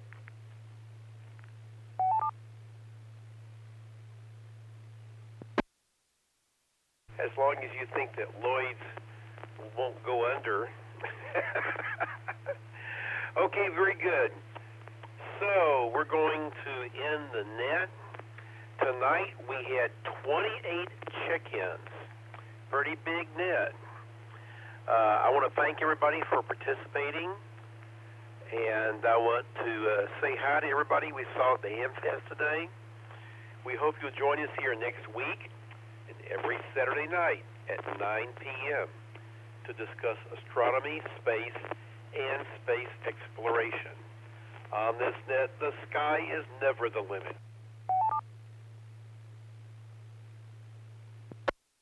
We're always looking for net control stations for this net and all the other Dallas Amateur Radio Club nets.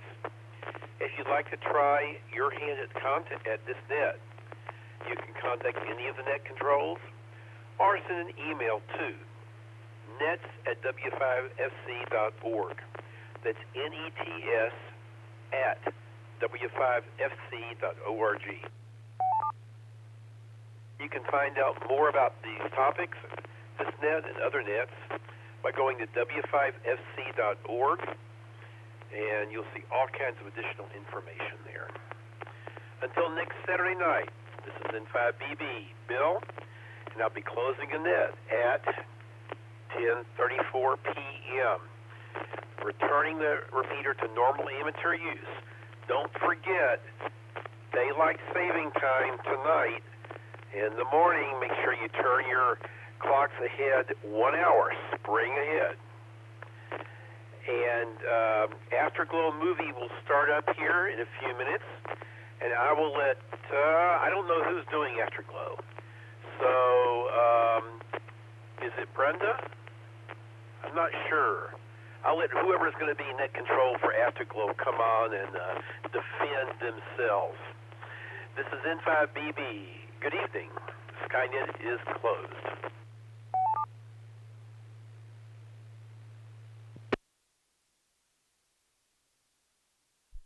All right, thank you, Bill. I think it's my turn tonight, but if anybody wants to jump in front of the line, I'm perfectly happy with that. We'll be back in about 10 minutes. We'll be talking about War for the Planet of the Apes, the 9th movie in the Planet of the Apes series, and arguably maybe the second best after the original. How about them apples? Something worth talking about. If you saw it, great. If you didn't, that's okay. You can still check in. And you can talk about, I don't know, Battle for the Planet of the Apes, which is really terrible. Your choice. We'll be back in 10. This is KE5ICX. Well, actually 5, not 10. That's right. We do 5 minutes. We'll be back in 5 minutes, everyone. So run faster. KE5ICX.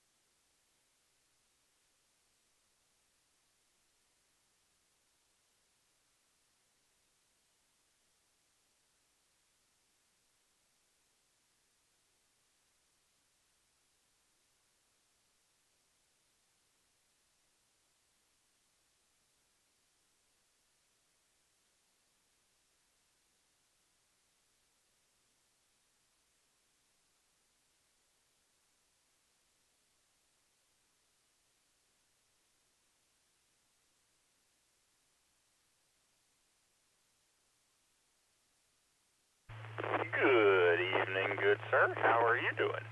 Oop, wrong repeater. I'll be back in a minute.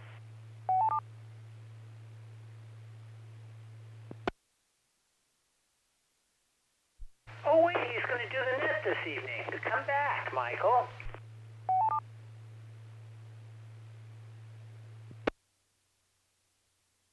I'll be back. Hold on. WD9V.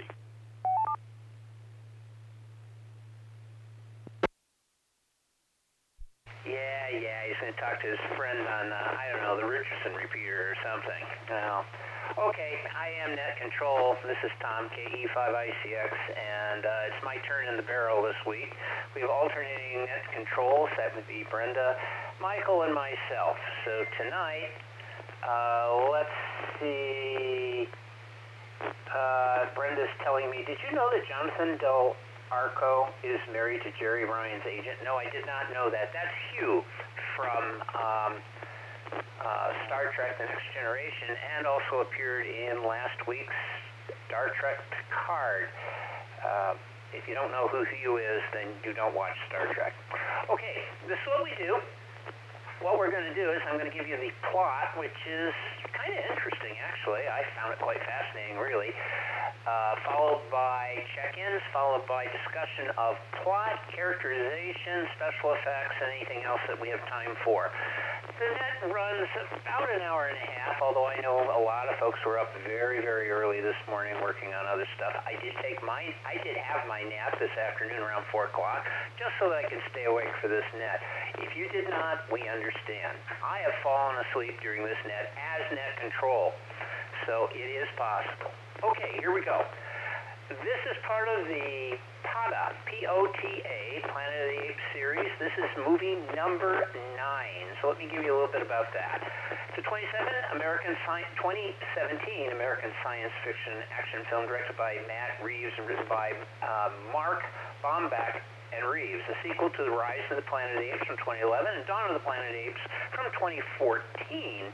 It is the third installment of the Planet of the Apes reboot series.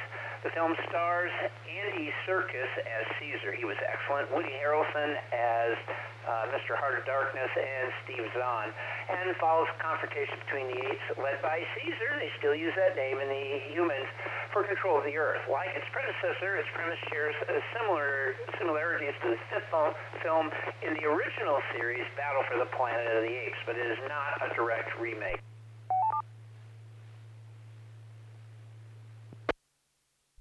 War for the Planet of the Apes premiered in New York City on July 10, 2017, and was theatrically released in the United States on July 14, 2017 by the now defunct 20th Century Fox. The film was a commercial success, having grossed over $490 million. Received critical praise, with many reviewers highlighting the performances, particularly of Serkis, I'll get it right, visible effects, story direction, cinematography, and musical score. Oh, amen to all of those. The film received nomination for Best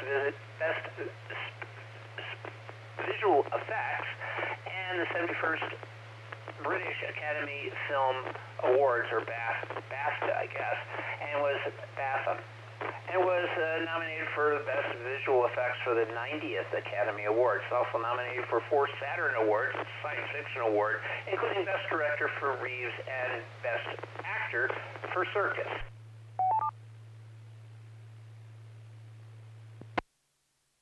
Here's the plot. 2 years after the human-hating Bonobo attacked the human survivors in San Francisco and Dawn of the Planet of the Apes, Caesar and his tribe of intelligent apes have been forced to fight against a rogue U.S. military faction known as the Alpha Omega, led by a ruthless colonel. The Alpha Omega employs apes previously loyal to Koba, derogatorily called donkeys. After a failed attack by the Alpha Omega platoon on an ape outpost, 4 surviving soldiers, including one named Preacher and a donkey gorilla named Red, are captured. Caesar releases the humans, hoping to show the colonel the apes are not savages. Red escapes by injuring the albino gorilla Winter.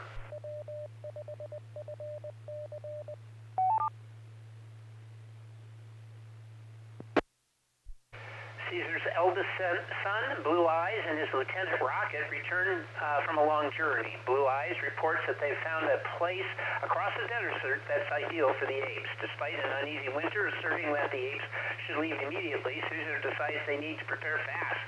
That night, the colonel leads the team to infiltrate the apes' home, killing Blue Eyes and Caesar's wife, Cornelia. The apes are unable to find Winter, and they believe betrayed them to the colonel out of cowardice. As the tribe gathers to journey to safety, Caesar leaves his younger son, Cornelius, do these names sound familiar, in the care of Blue Eyes' wife, Lake, and then departs to serve as a decoy for the others, while seeking vengeance against the colonel for the death of his wife and son. Accompanied by Rocket and orangutan Maurice and gorilla Luca, they enter a desolate village where they find a soldier. After Caesar kills him in self-defense, they find a mute girl whom Maurice befriends, giving her a rag doll. They find Winter, now a donkey, at the Alpha Omega camp. Winter says the colonel has left, then attempts to call out for help, but the other apes restrain Winter and accidentally suffocate him. Caesar begins to worry that he is becoming like Koba, killing other apes in his quest for revenge. While following the Alpha Omega force, the apes discover soldiers that were shot and left for dead. Their examination of the dying soldier reveals that he is mute, like the... And this is KE5ICX. I will continue.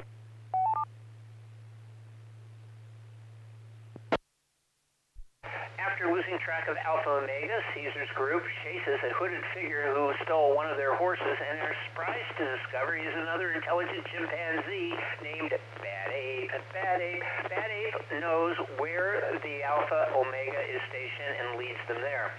The location turns out to be a heavily fortified quarantine facility in the northern part of Sierra Nevada mountains.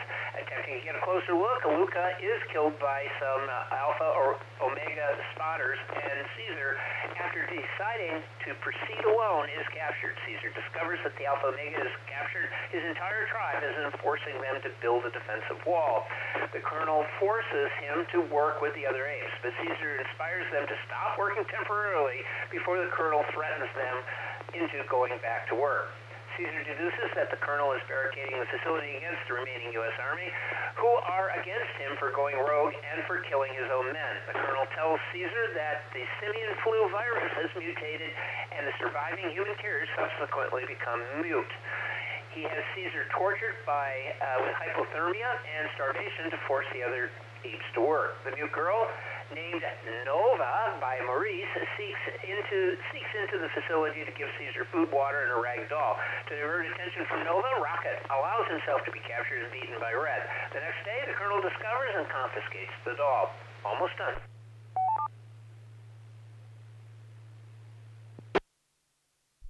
Spoilers ensue. Caesar, Rocket, Maurice, and Dad Ape successfully free the apes in the tunnel leading out of the facility. Caesar remains behind to confront the colonel just as the facility is attacked by the army. Finding the colonel infected by the virus from contact with Nova's doll, Caesar decides to let him commit suicide rather than exact his revenge. The escaping apes are caught in a crossfire between Alpha Omega and the army.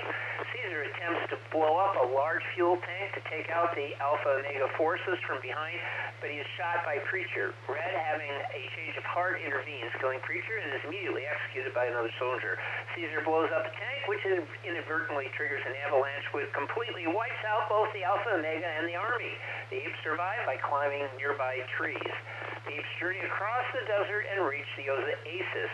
While the apes and Nova celebrate, Maurice discovers Caesar is mortally wounded. He promises to tell Cornelius, who his father was and what he did for the apes. Caesar then dies peacefully as the other apes look on. Close credits, the end. El fin. Or just fin.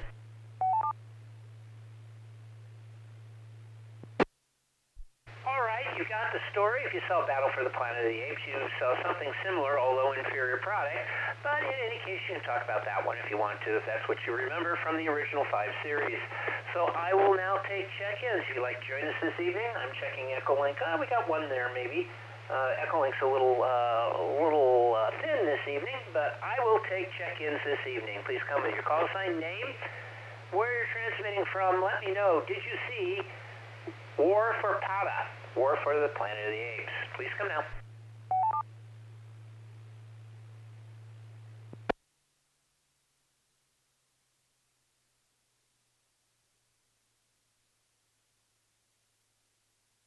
This is K5ANE, and yes, I did see the movie.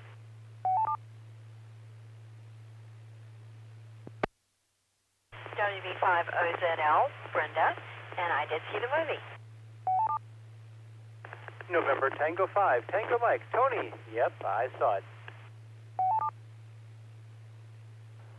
Kilo, Foxtrot 5, Tango, Sierra Kilo, Burl in Dallas. I did see the movie.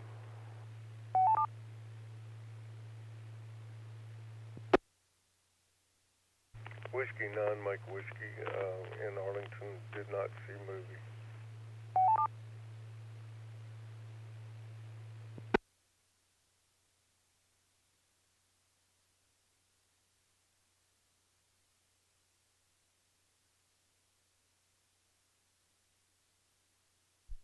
All right, I figured it might be a little thin this evening. A lot of folks got up very early for the Irving Hand Fest, and that's understandable. First call I got was Kilo 5, Alpha, November, Echo. I think I got that right. Can I get your name, please? And Roger, you saw the movie, and I know your name isn't Roger. This is K5ANE, and my name is Kane.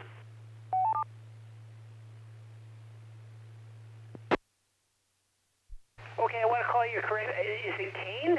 C-A-N-E? Is that right?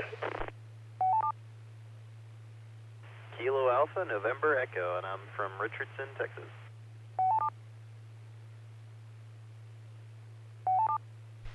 Hey, Kane. Well, welcome to the net. Glad you saw it and interested in your comments. Hope you'll join us again next week as well. Next, I've got WB5OZL, Miss Brenda. Yep, she saw it. NT5TM, Tony's back. He says, yep, he saw it. KF5TSK, Burrow, yep, he saw it. And I got Whiskey 9, Mike Whiskey over in Arlington. He did not see it, but could I get your name, please? Yeah, net control. Sorry about that. This is Mike in South Arlington. Back to net control, W9MW.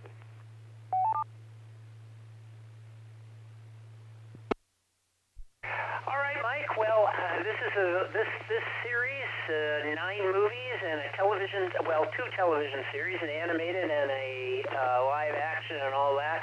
If you got anything you want to bring to the net when we come to you and the check-ins, anything is up for grabs. It's okay. This is a very fertile film series, and it's had good ones and bad ones, but all of them are interesting. I'll take additional check-ins if you'd like to join us this evening. Please come with your call sign name. Did you see the movie? The movie we're talking about is War for the Planet of the Apes. Please come down. Kilo India 5, Golf Romeo Golf, Esther, in Dallas. I did not see the movie, but I really want to, so hopefully spoilers. Well, it's all about spoilers. Never mind. Can't find 3G.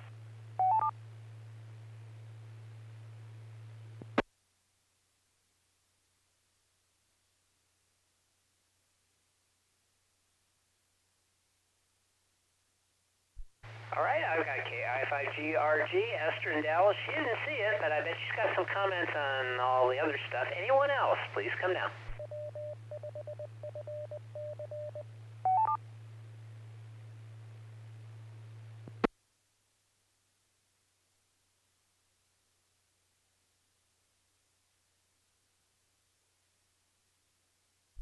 All right, stand by. Let's go to Echolink. Steven, N5YEO, you want in on this conversation? You're the only guy on Echolink tonight.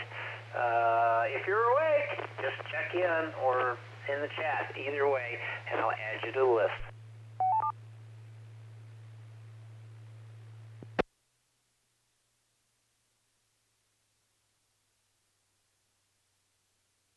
YYO. No, I didn't see the movie recently. It's been too long. And YYO.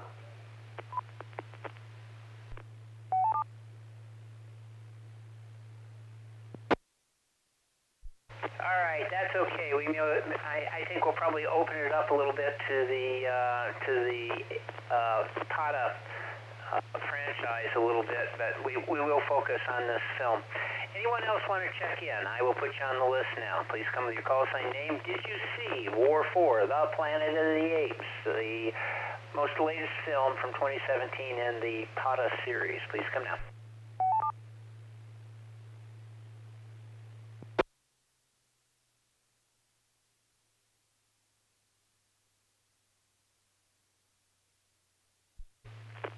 Well, my battery died on my radio, and so I didn't see the movie, though.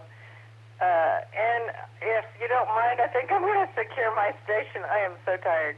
Anyway, it was good to see everybody today. Y'all have a good night. Cat 5 GRH.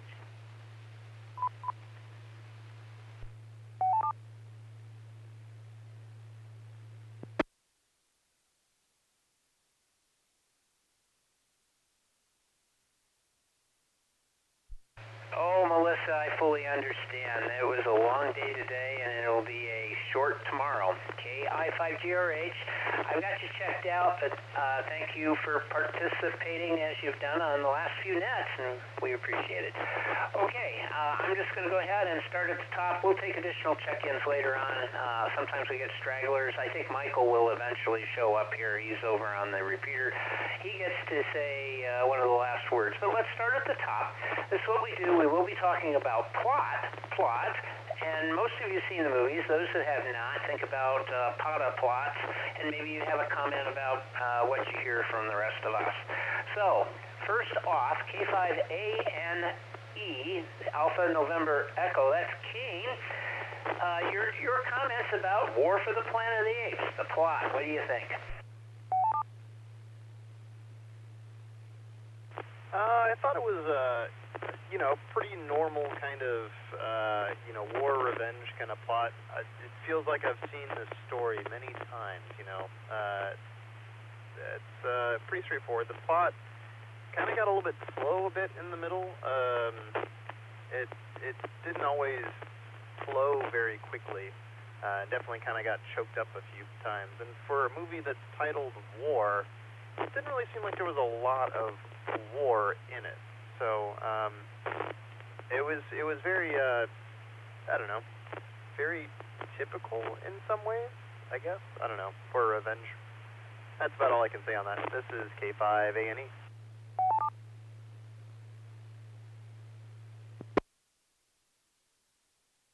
All right, King, good start. I don't disagree. Got some comments coming. And WB5OZL, Miss Brenda, you saw the film?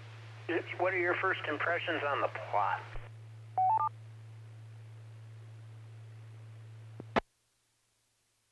This is WB5OZL.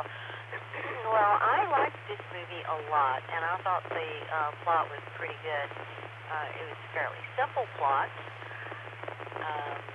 There was less story and more character development, I think, or personality analysis, relationship analysis.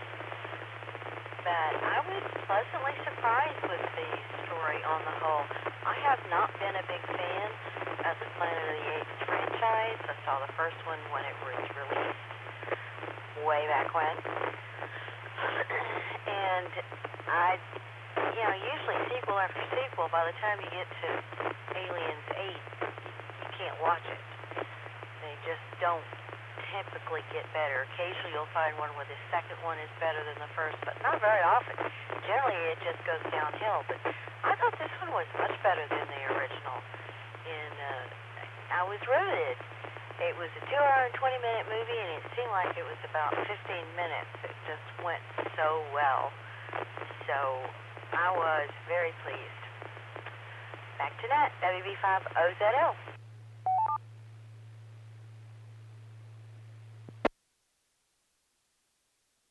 All right, very good. We've got a not terrible and a thumbs up so far. So next up is Tony, NT5TM. Welcome back, Tony. Your thoughts on War for the Planet of the Apes. Go ahead, from KE5ICX. Good evening, Tom. Quick question. Am I making the repeater?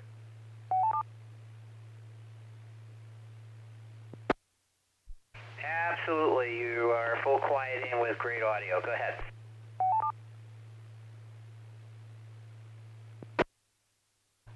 I'm testing out a new piece of equipment that I was very lucky in receiving today. I really did not expect anything like that to happen. So I didn't know if it would work. It's my first. I didn't even 60 seconds ago. I couldn't set the tone. It pains me to be a Grinch, and certainly this was much better than a crawling eyeball. But I'm also very sad that this is what Hollywood is doing today, and this is what gets good reviews from all the critics, because for Aaron and I, this was predictable and not very engaging. The plot was just very simple. I strongly agree with, I know Brenda loved it despite the fact that it was simple, but I was unsatisfied with it because it was simple. This was just, okay, I'm going to get revenge. Very simple and formulaic. Very typical of Hollywood. Very unremarkable, unoriginal, unthoughtful.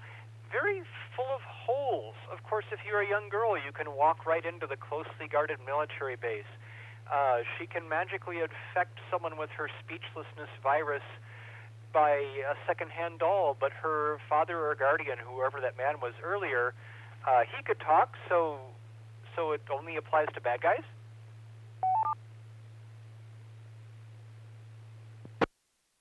I'm sure glad there was a giant sewer system right when it was needed. I'm sure glad that they were building a big wall when that's kind of a strange solution when the other side has helicopter gunships, because obviously they can't fly over the wall. It just seemed so Hollywoody, so predictable, and I guess I'm repeating myself, so I'll stop here. But although it was less boring than a lot of things we've seen and certainly had higher production values, it just was not original and didn't draw us in. NT5TM.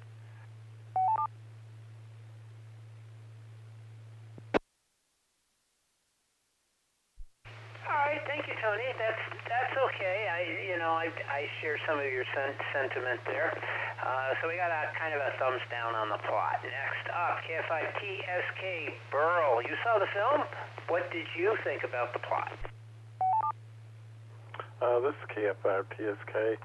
Well, one of the things that bothered me about the whole movie was the virus. What was it? It's like the apes were getting smarter. The people were getting more ape-like. I was trying to figure out, was it the same virus, and if the virus was affecting the soldiers. The colonel killed his son, the guy who took care of his son, the medic, and everyone else, and it's because they had the virus. And it's like, they were just killing people, and it's like, well, does the virus go away? They want to build a wall to stop an airborne attack, and it's like, oh, we have weapons here, but truly in the battle, they didn't really have much.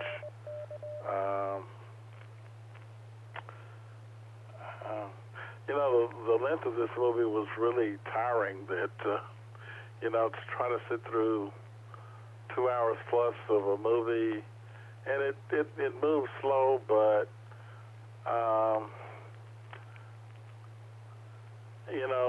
at the end, what was really accomplished?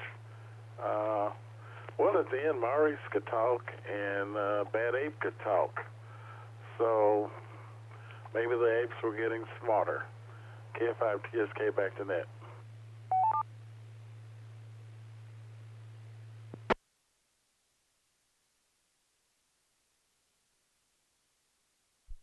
All right, thank you, Burl. Again, things that I can agree with on that one. So it's kind of a thumb sideways, not really good. Okay, so that's 2 down, 2 up, sort of, kind of. Or, let's see, actually, 1, 2, 3, I should say who did what. No, okay. Next up, W9, Mike Whiskey. That's Mike over in Arlington. You didn't see it, but what do you think? Is this something you would want to see, or is there anything that reminds you of any of the other POTA films that are out there? What do you think from KE5ICX?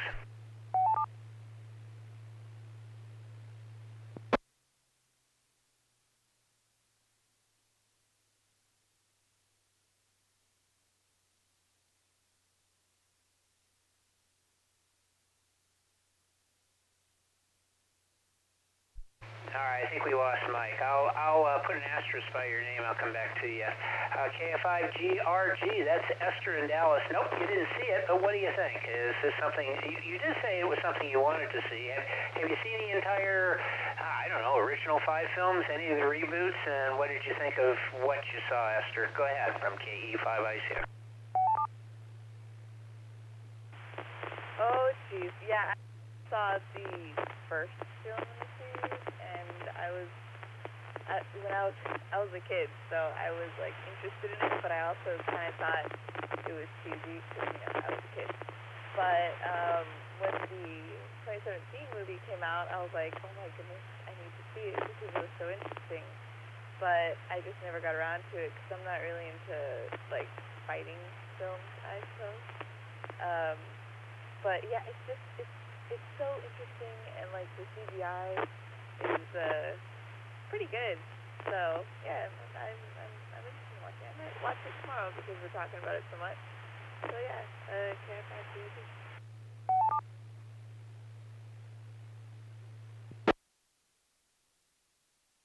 All right, very good. So sort of a thumbs up on that, on the new reboot. Let's see, next up is Steven, N5YEO. He's over in oh, he may be gone. Oh, I think he's gone. Yeah, everybody's tired today. Okay, so I'm going to cross him off the list.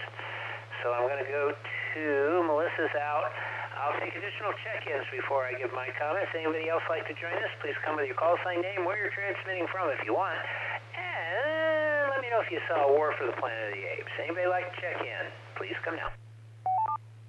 Whiskey Tango Niner Victor. You know who I am, and I haven't finished watching it. I was a good halfway through, and I went, I wonder if this thing has subtitles. Oh, lo and behold, so I had to start over. Color me smart.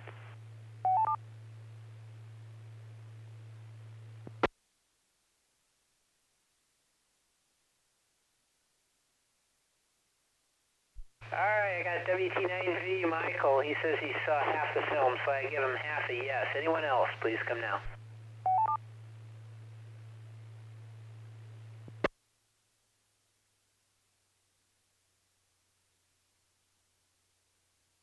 Alright, Michael, well, you're at the bottom of the list, so you were busy talking over on Richardson or somebody, I don't know who, but so you saw most of the plot or part of the plot or some of the plot, so what part of the plot did you see and what did you think of it? Go ahead, WT9V from KE5I6. Oh, Tom, you are certainly asking for an awful lot from me at this point, but I, unlike Tony, kind of liked it so far.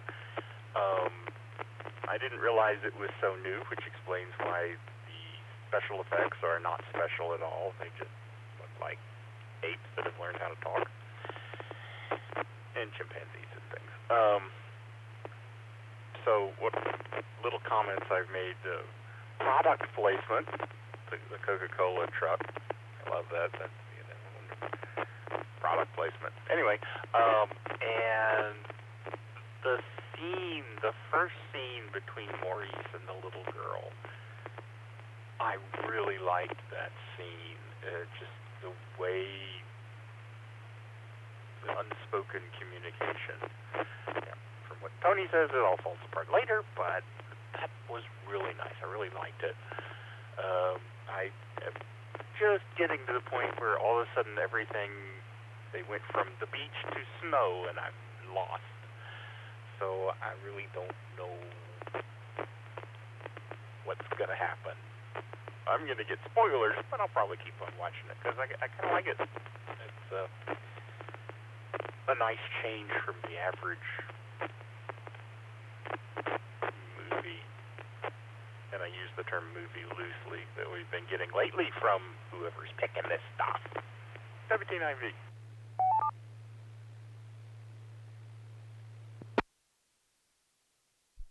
Okie dokie, thank you, Michael, and I think you're pointing an accusational finger at me, and it may be that special one. But, okay, let me tell you what I thought about the film.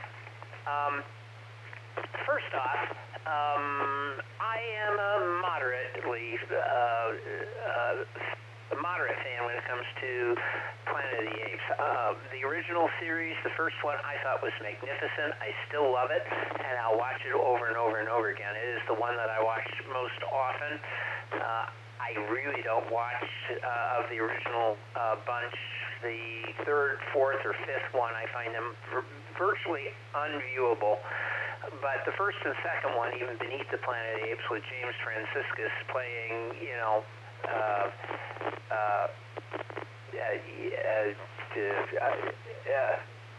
that guy. I can't remember his name all of a sudden. You know who I'm talking about. Yeah, go ahead. Somebody type it in real quick to take the series on to the next story. Was pretty good. I enjoyed that.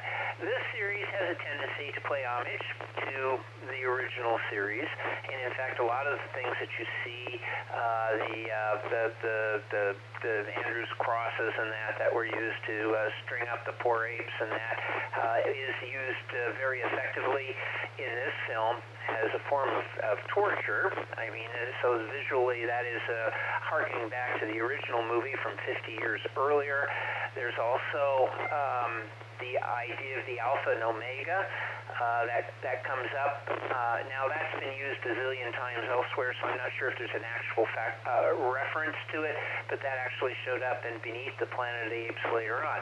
So this film is the last in the reboot series that acts as a prequel to Planet of the Apes.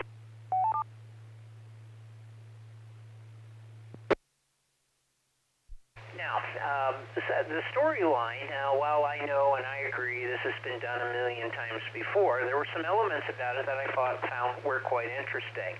The little girl being brought into the tribe or the band is very reminiscent of what was going on during the time of the collapse of Native Americans' culture in America in the 1800s. So taking on, in this case, a human was not unusual. White women, white men, or particularly boys and girls would be brought into a band to bolster. This is particularly true with the Comanche and the Apaches, and there's stories that were written about all of these that you'll find that are remarkably similar to the story that they're telling here. That you're not going to let them die out in the middle of nowhere, and that they do actually end up being a benefit to your band or tribe. So I thought that was interesting, and I agree. I thought the Maurice scene was really touching. I kind of got a little bit of teary-eyed through that, but I'm a big sucker when it comes to movies that try to give you emotion, particularly when you got kids that are involved and they got nothing. Those stories do have resonate with me a little bit. So I thought that was quite interesting. The thing that I thought, and this may kind of border on the effects, but Andy Serkis, who played Caesar in this thing, I thought was just great.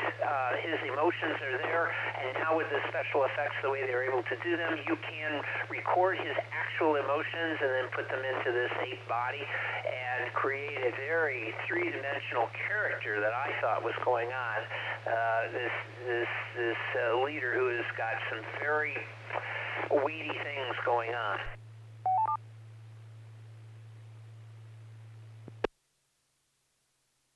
So I thought that was very interesting, and that kind of brought out this whole kind of heavy feel to the thing. I'll come back to him and Steve Zahn and all those guys later on as far as how that all played out. But the story, you're on the run, and you're about to be wiped out. That does definitely to fit in with American history and what's happened in the past. And it happens again with the same American Army, or maybe the Rogue. So maybe I'll reserve all the other stuff as far as characterization. I found some really interesting things there. One of the things that I think really... Oh, that's special effects. I'll come back to that later. All right. I'm going to stop now because I'll wander into other territory. I've already done that with characterization. I shouldn't. So, let's do this. Let me go ahead and ask, are there any additional check-ins before we go to the top of the list? War for the Planet of the Apes. Did you see the movie, or have you seen Planet of the Apes movies? And you can make comments about those if you want. There's plenty of them, television series and all of that. Anybody else want to join us this evening? Please come with your call sign name. Did you see War for the Planet of the Apes? Please come now.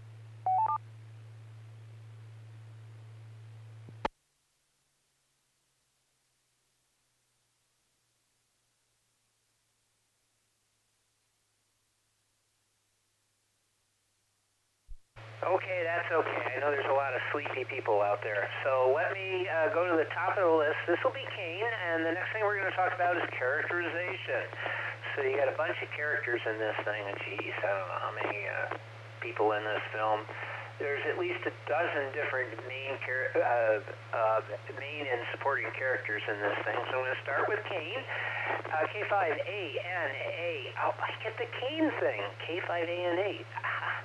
I'm so smart. Kane, what did you think about characterization?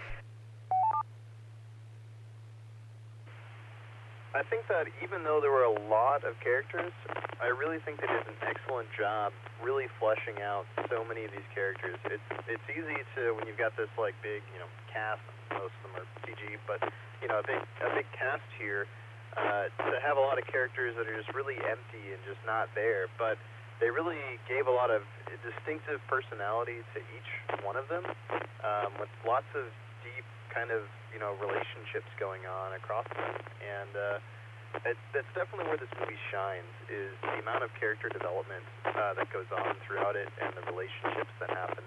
As I kind of mentioned earlier, the plot, wasn't the best for me, and as far as, it wasn't, the most exciting, but the character development was definitely the best. I really, I agree with Michael with that relationship between the orangutan and the little girl, and especially as that continues on, and her role as well, even though, I guess she does have kind of an important part of the movie, the part that the little girl kind of plays in the movie is pretty big, and it was nice. That's about all I have to say on that. This is K5ANE.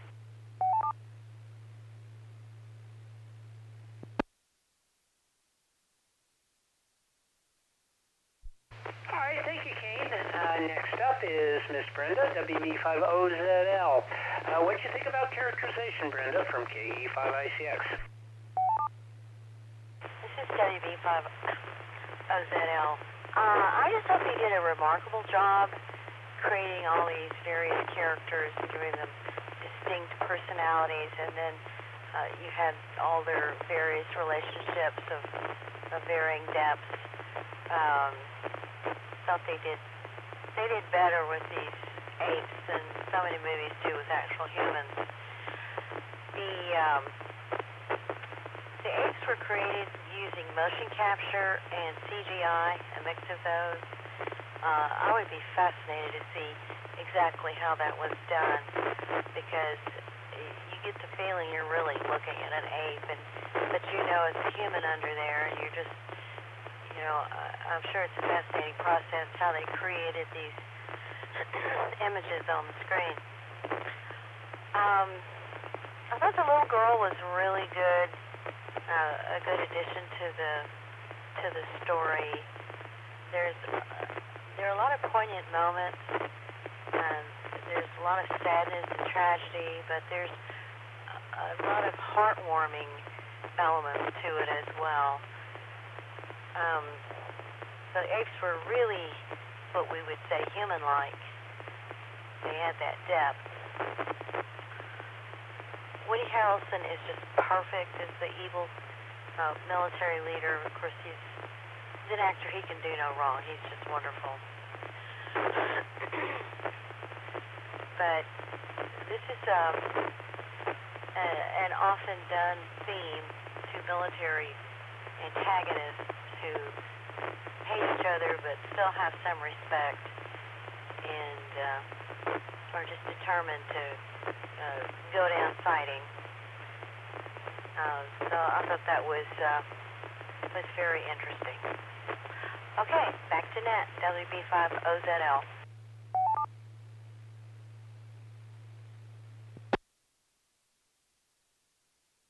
Okay, very good. Thank you, Brenda. Next up is NT5TM, Tony.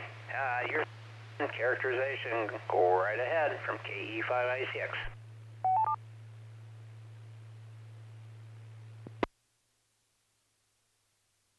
Okay, thank you, Tom. Give me 1 second. I'll be right back. Hold on.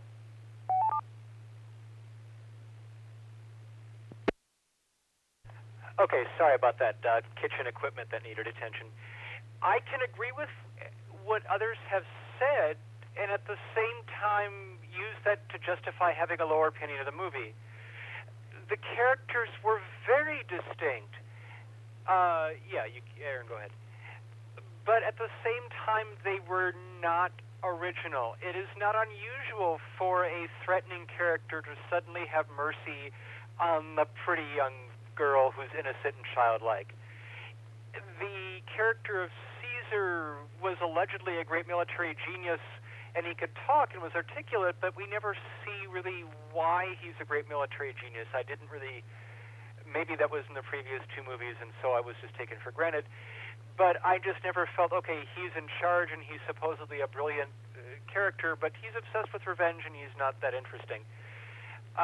Again, he's very distinct, but so was Moses. The figure of the leader who can't enter the promised land is not new. I have been to Sunday school, and I was, again, just not impressed. We've all seen this before. Woody Harrelson did a great job, but he was also a lot like, oddly enough, his character in Natural Born Killers. Aaron first recognized him from his head tilt, which was something that character did a lot. Again, yes, there were poignant moments, but they were poignant moments that were easy to see coming. Aaron has called out for the room cliched. So we had Moses, we had the innocent girl. So yes, lots of incidents. They had real relationships. Hold on a second. I have a digression here about characters. But they were not original. They were not new. I was not moved. I did not learn something about humans by watching this. It was neat to see the apes becoming more human and the humans devolving. But that's what the movie was there for. It was not interesting, surprising, original. It was just something we expected. Now, a quick note on character development in general. I've gotten really tired of military characters in modern Hollywood movies. Now, war is awful. Lots of civilians like me get killed. I don't want to volunteer for war. But I am really tired of the pattern of soldiers who are either mindless killers or noble heroes. Soldiers read, write, have feelings, keep diaries, get up in the morning, they pass gas, they have meals, they get cold, wet, happy, hungry, thirsty, whatever. The military characters in this movie were just yet another heap of cliches, and that was disappointing for me. So again, yes, all those positive things people said, the differences, the well-fleshed out, the distinctive personalities, yes, that is all true, but also true that they were the distinctive personalities that were predicted and foreseen as was written in the prophecy of Hollywood. NT5TM, back to net.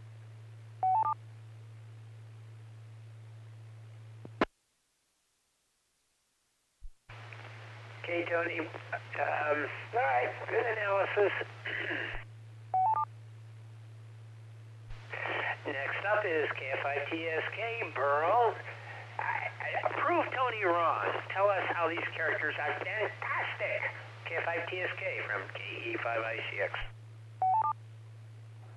This is KFITSK. Well, one of the things I would say that really made the characters, fantastic was when they spoke, you could look at their face and it was like, their cheeks were moving. When Caesar was speaking, when he was happy, it was like the camera angle would be recessed from his face, but when he was angry, it would come in close. It was like you could feel every emotion that he was actually projecting. One of the things I got from the movie was you know, did the colonel get the virus? You know, that in the end he was depressed, wanted to shoot himself. He really didn't do anything to engage the Alpha Omega army. You know, what was really going on?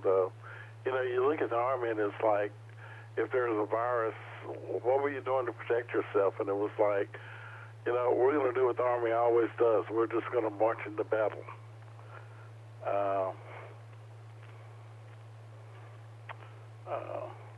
You know, Woody Harrelson, I saw The Apocalypse Now, and it's like, maybe the script was different, but it was almost like he was the same character in both movies. KF5 TSK back to net.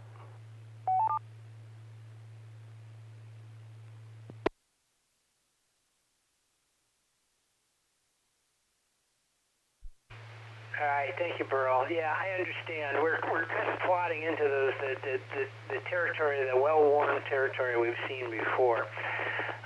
Let's see here. I think. Oh, I was going to see if Mike is still out there. W9, Mike Whiskey. Mike, are you still out there? And do you have any comments on the film this evening? Go ahead.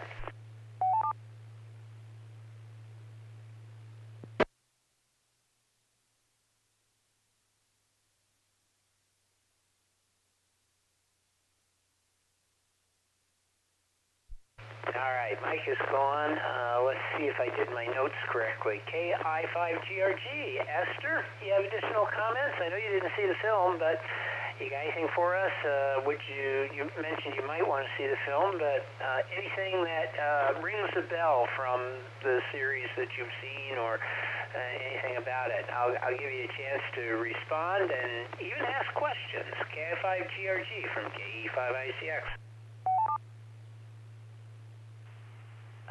KF5JRG, well, I really don't have any comments other than, like, aside from the first movie and the very last one, what other movie in the series should I watch? Because I don't really want to watch all of them, because I heard they're pretty bad, but I wonder if there are more than just two good movies in the series. KF5JRG.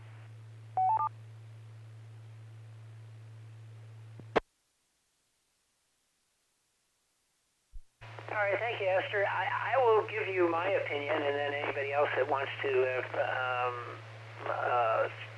going down the list. I am a huge fan of the original. That's Planet of the Apes, which is what we'll be watching next week. That was a Rod Serling story written by Pierre Boulez. That, I think, is the definitive and best movie. The next one, Beat the Planet of the Apes with James Franciscus, was good, playing Charlton Heston. I couldn't remember Charlton Heston's name, but he pretty much just redoes the same role, although now we know that they are, the twist has been revealed, and now we go through New York and underground and take the story forward with that. And then they tried to blow everything up and end what they thought was just a simple sequel, and it went on forever after that, and that's when everything kind of fell apart. So the first two are fine. The first one is excellent. It's worth watching over and over again. That's my personal opinion. So there you have it. And it had a Jerry Goldsmith score, an atonal score. I've got the entire thing. I'm a huge soundtrack fan, and Jerry Goldsmith's one of my favorite composers, having done so many things through the years, and I thought this was a masterful score on his part. Okay, let's see here. Steven's gone. Melissa, I think she said she was headed to bed. I'm going to see if she's there because I didn't do my notes correctly. KI5GRH. Melissa, you still there?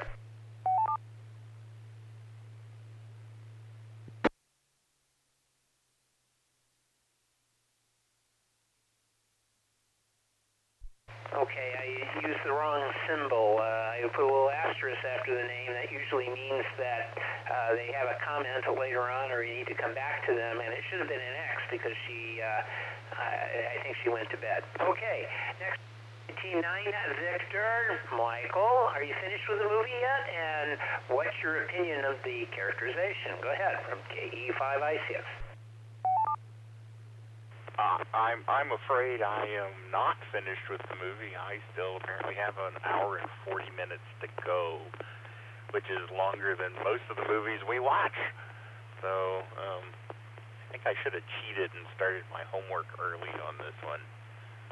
I don't have any comments about characterization.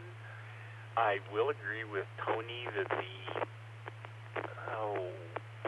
Hollywood's presentation of military people typically is just as bad as Hollywood's presentation of pretty much any speciality, whether it's computers or medicine or anything. It's wrong and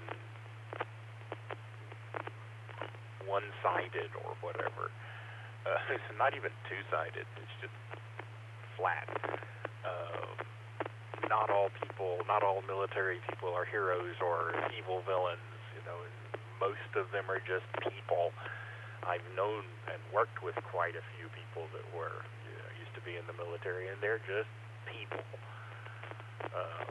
Whether they got drafted or they were, volunteered, they didn't go in there to save the world. They went in there to do a job, and a job that needs to be done. That Hollywood doesn't get that, but of course, portraying just people gives you a Woody Allen movie, and that's rarely a box office hit. I've watched a couple of Woody Allen movies, and I came out at the end going, why did I sit through that? I mean, they're not all bad, but there were some of them that were just, what's the point of that? Anyway, I'm digressing. Sorry about that. Mainly because I don't have a lot to talk about this particular movie yet. Ask me tomorrow. WT9B.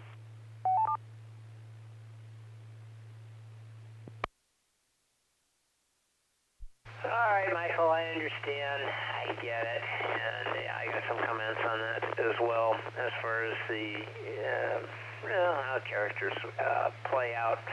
And I agree with you. I didn't mention this on the first round. The movie was too long. 2 hours and 20 minutes is too long for just about any movie. The only exceptions I'll do is Lawrence of Arabia and Patton. And if you're going to do that, make sure you got an intermission in between. So that's my comments. I'm going to stick with it. Let me go ahead and ask. Anybody else want to check in before I give my comments about War for the Planet of the Apes? If you're listening and you just want to check in, that's fine too. You don't have to have comments. That's fine. It's 11:30 at night. We're just yapping. So please come down with your call sign name and did you see War of the Planet of the Apes? It's not required.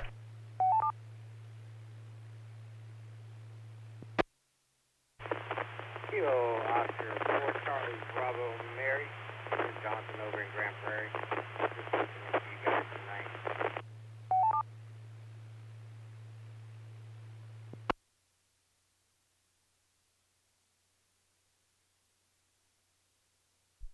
Hey, I got you, Jonathan. I got Kilo Oscar, and then you faded, and I got a Bravo Mike. What am I missing?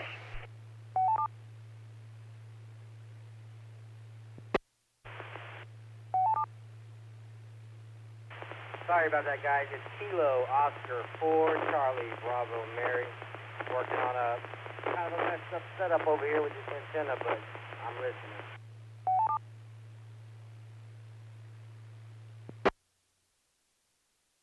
Well, okay, Jonathan. Thanks for checking in this evening. I got you down. It's kind of nice to have people when they check in, even if you don't have anything, whether you saw the movie or not, really isn't as important as the fact that you're out there and you're listening and may have some comments along the way.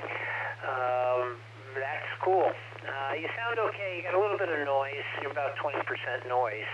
And you're kind of holding the repeaters. It's just, I think we've got some wind out there. When there's a wind issue, whatever's loose over on the repeater site does come through as noise. So it sounds like somebody's on a tin can. But that's true with everybody this evening.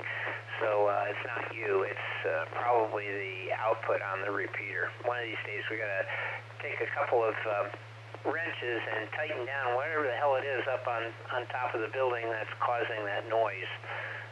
So I got you in. But Jonathan, thank you for checking in. Did you have any comments you want to make? I didn't ask you that. Go ahead if you do.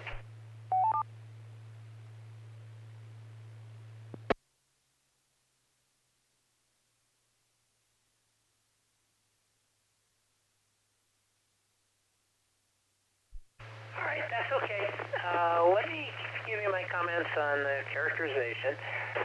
Yeah, I would agree there's some stereotypes in this thing like crazy. Woody Harrelson plays a Heart of Darkness character. If you ever saw Apocalypse Now, he's playing the rogue colonel in that one. That's true. The original story, by the way, which had the TV version of Heart of Darkness had who did it have? Geez, he's on TV right now, and I'm thinking of his name.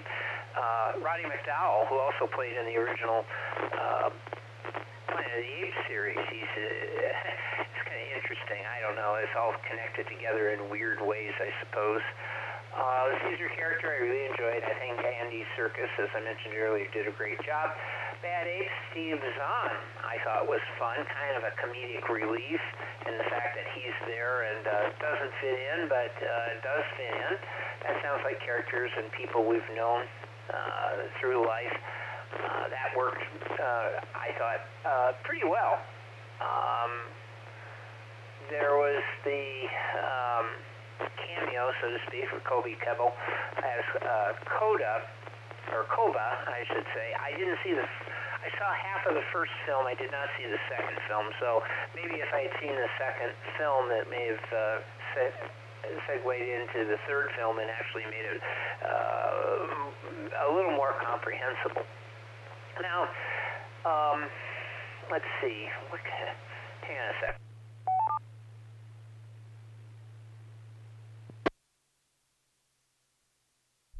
I will agree with the comments that were made about the plot, and then of course our characters that play into it. Can you make the characters bigger than life when the plot is kind of not as good as it could have been? At 2 hours and 20 minutes, there was plenty of time to think about the fact that the plot was thin. This film would have done better. I would have made it about 90 minutes long, to be honest with you, and reduced about a third of the scenes to make it tighter and make it work. The one thing I will give it credit for that I do like, and that is, and it worked in what would turn out to be a popular film, is the special effects, while they are obviously on screen throughout the film, it did not, at times, and most of the time, did not overwhelm the show. It did not overwhelm the acting, which I think is kind of ironic because it's all special effects. But if you're going to do a film, and particularly a science fiction film, one of the fundamental things I think you have to learn is to, when you have characterization, the characterizations, the character, the story, should play out first, and then all the other stuff, the special effects, play out second. When the special effects are front and center, in this case with all the apes and that, they cannot be so overwhelming that they distract from the movie. And I think this is where it got the credit. This is where I think that the reviewers said, we've had a bazillion million superhero movies with people with, dumb personalities and superhero spandex, blowing things up, beating people up, and all of that. That Batman versus Superman, which is almost unwatchable, is a fine example of really bad filmmaking.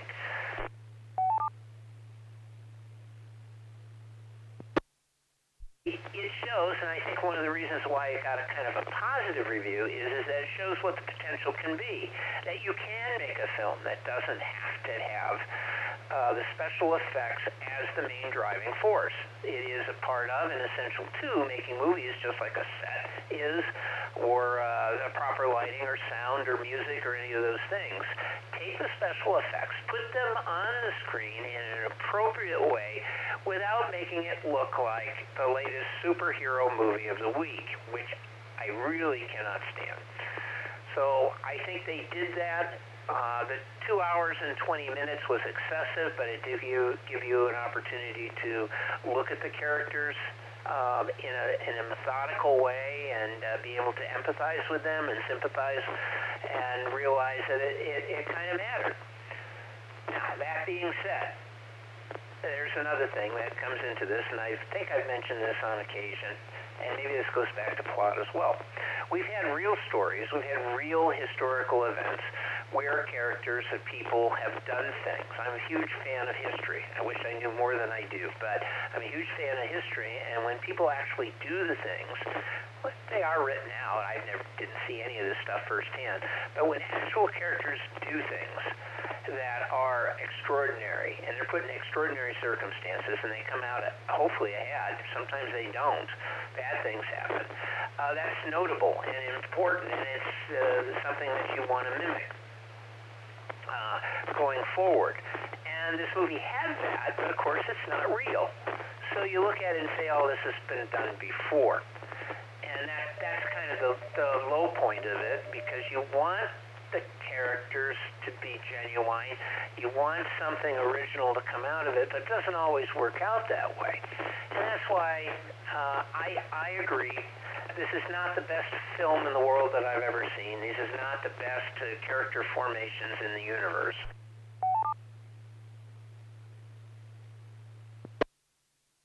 It has all been done before. We've seen it all before. But I thought with the ape guys and the fact that we're taking the time to learn these characters, I thought that part was important and engaging. And I like that part of it. Is this a film that I'm going to watch over and over again? No. No way. If I have my choice between War for the Planet of the Apes and Planet of the Apes, if I'm going to watch a film, I'm going to watch Planet of the Apes because it was unique at the time. It brought a story out forthrightly. It brought out all of the things that were going on. And I probably shouldn't say this because this is next week's movie, but brought the contemporary issues that were on the forefront at that time. This film did some of the same. You can see some of the political formations that take place in it. I won't discuss them because they're kind of pointless, because they didn't bring out the most important part of what the story could have been. That the great Caesar, you feel emotional about, and he dies. I felt somewhat emotional, but not super emotional. I felt he was having a really bad day at work over and over and over again. He looked like he had Excedrin headache number 197 every time he had to work with his band. Everybody's, well, we got this problem and that problem. You go, oh, jeez. And then he ends up captured, and, okay, I digress. Let me go ahead. Anyone else want to check in before we go to the top of the list? We're going to be talking about special effects and anything you want to talk about, because I think this one's going to end. Oh, we only got 15 minutes left, so maybe we'll go to 12 like we always do. Anyone else like to check in? Please come down.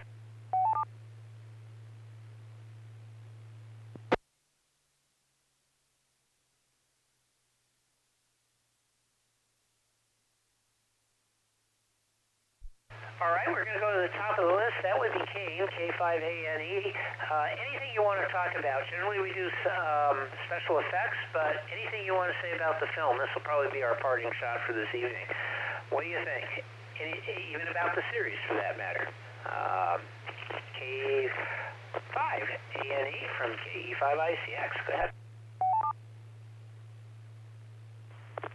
I haven't seen the entirety of all of the Planet of the Apes series. I've really only seen the first of the original and the first of this series.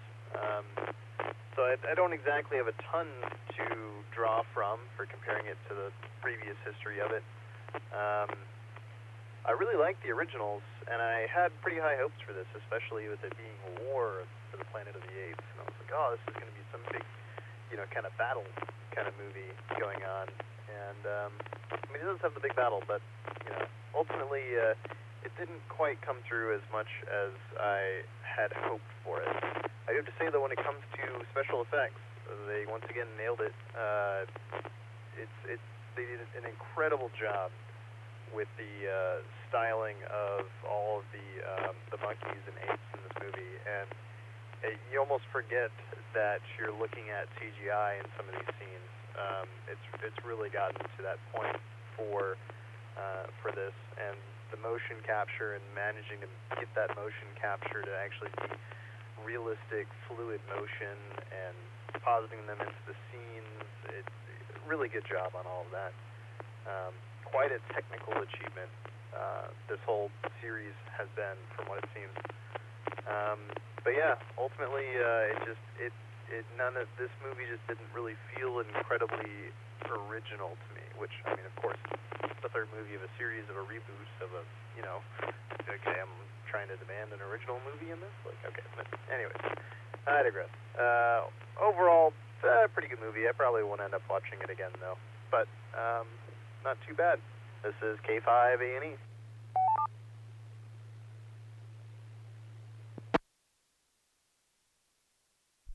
Thank you, Kane. And as I mentioned earlier, I don't disagree. I think you're pretty much spot on. WB5OZL, Miss Brenda, your comments, special effects, anything you want, music, you name it, you call it out right now. WB5OZL from KE5ICX. Thank you, Tom. This is WB5OZL. Well, the apes were definitely the motion capture and CGI of the apes. What's amazing is you almost don't notice it. It's like it's real, and I think that is the heart of good special effects, is when you don't realize they're special effects. You think that these characters are real. One thing that made me real uncomfortable was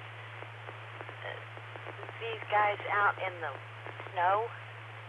I just don't think apes deal with snow very well, and normally they live in tropical climates and they don't need clothes. So if they can have horses and saddles and guns, why couldn't they make some clothes so they could stay warm? Except that ape, he had his little vest. But the others, you think that they would be smart enough to put on some kind of clothing. It just made me cold looking at them. Just trying to sleep in the snow and work in the snow. And I didn't understand the point of the wall and making the apes move big rocks by hand. Couldn't they give them some wheelbarrows or something? And because this stupid antiquated wall, which is useless against helicopters.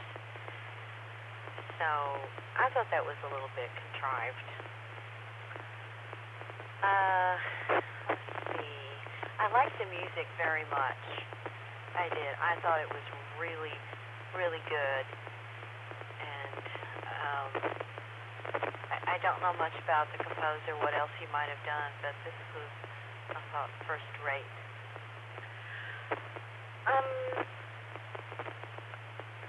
Don't know where the story came from. The writer, I don't know much about that, but I'm probably going to go back to Wikipedia later on and read more about this to learn more about how it was made and what they were thinking and so on. This movie made a lot of money, like, $400 million or something. They really made money off of this. All right, I'll quit. WB5OZL.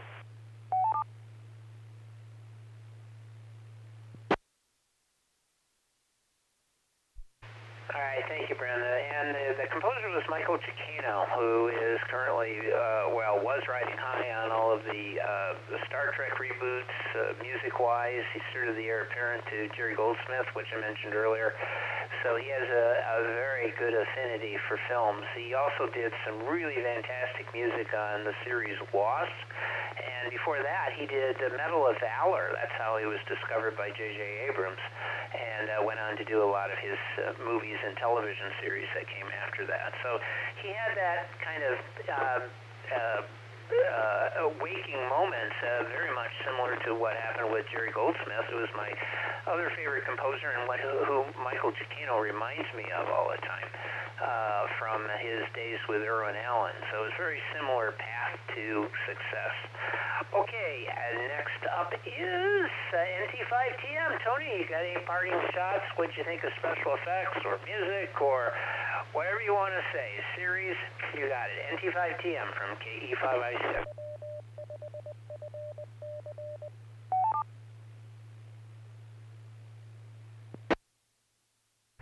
Thank you, Tom. We both really like the original Planet of the Apes. We'll probably make a point of watching that again soon. The music was of consistently high quality, but it always, to me, seemed to be just running a beat or two early. We weren't reacting in time with the characters to, oh no, something bad is about to happen. There was a bit more of that cheap teenage horror movie feel of, ha ha ha, something bad's about to happen, and the character doesn't know it yet, and I didn't think that was fair. That was a little snarky to me. The music was always running just a little bit ahead, even though, again, I would agree that it did seem to be well-composed music of high quality. So, yeah, that wasn't quite right. The effects Aaron and I split on. Aaron found the CGI to be a little distracting, the motion just not quite right, not quite enough gravity, not quite the right movements. I did it first, and that was something I was able to suspend my disbelief on. After a few minutes of the movie, I started just feeling I was watching a really luxuriously made animated feature, a super Snow White, and so that actually did work for me. So I was pretty satisfied with the effects as, not being distracting and supporting the movie. So that's about it. NT5TM.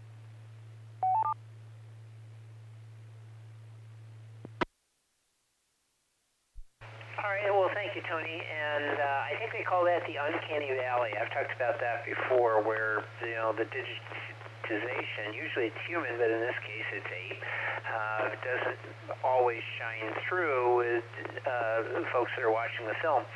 As an example, this most recent film called The Wild That's Out with Harrison Ford, the dog is all digitally animated. Now, I don't know about you, but I like Rudd Weatherwax and being able to take care of animals, even though that Rudd's been dead for like 30 years. Real animals actually play out quite well, and in this case, I've seen the spots for the movie, and I don't find the dog realistic. So, uncanny valley.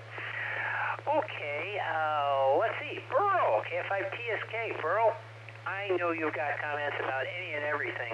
Any final parting shots on War for the Planet of the Apes from KE5I6? This is KF5TSK.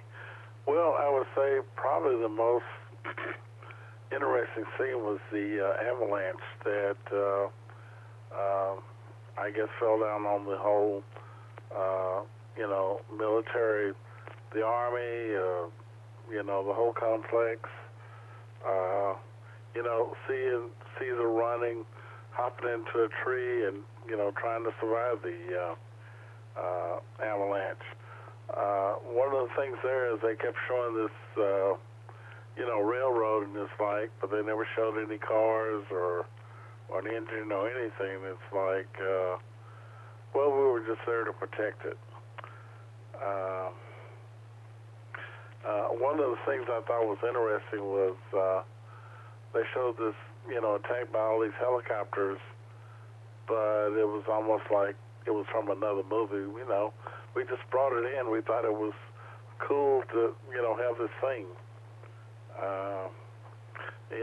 Another thing that, you bring in the apes to move rocks, but it seems like they had machinery to move things, so why did they, need to bring in the apes? Wildwood Bridge.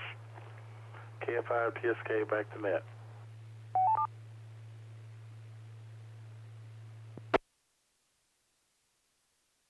Well, thank you, Burl. And you always have a checklist. You always find these massive plot holes and logic inconsistencies, and you bring them out. I should ask you. Well, I won't because we're almost done. But I know what you do. You have a little spiral notebook. You write these things down, and you put in red dumb stuff with the word DUMBSTUF and dumb stuff.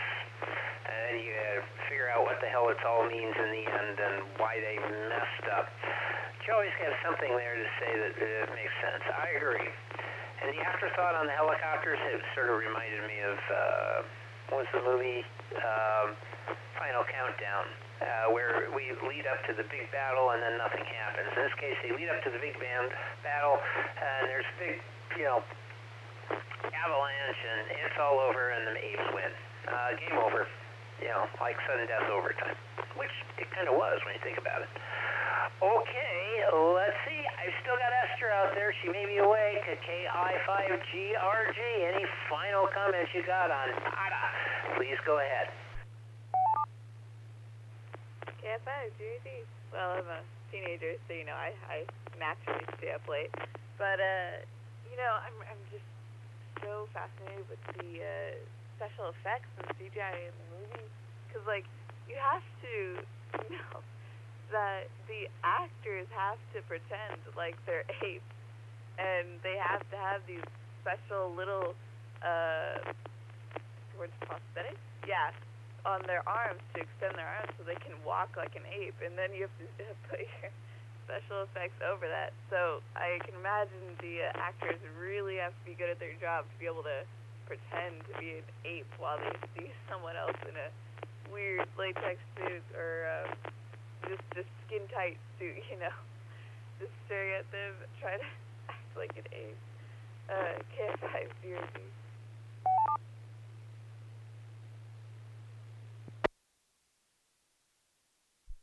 Well, thank you, Esther, and you made some good comments. I will say this. I'm just going to interject my comments since this is the parting shot, and that is, especially with films where it's all digital, and now even the characters themselves aren't really wearing as much in the way of prosthetics, like you're talking about. Caesar is more or less wearing a combat helmet, or what do they call it? A bicycle helmet with a camera on it and some reverse angle camera that would capture the emotions, and then they would redraw it. The actors are more and more removed from the scenes, and again, maybe this is why critics thought it was very good, because the emotions could be seen, they were acted and then reverbed back to the other actors.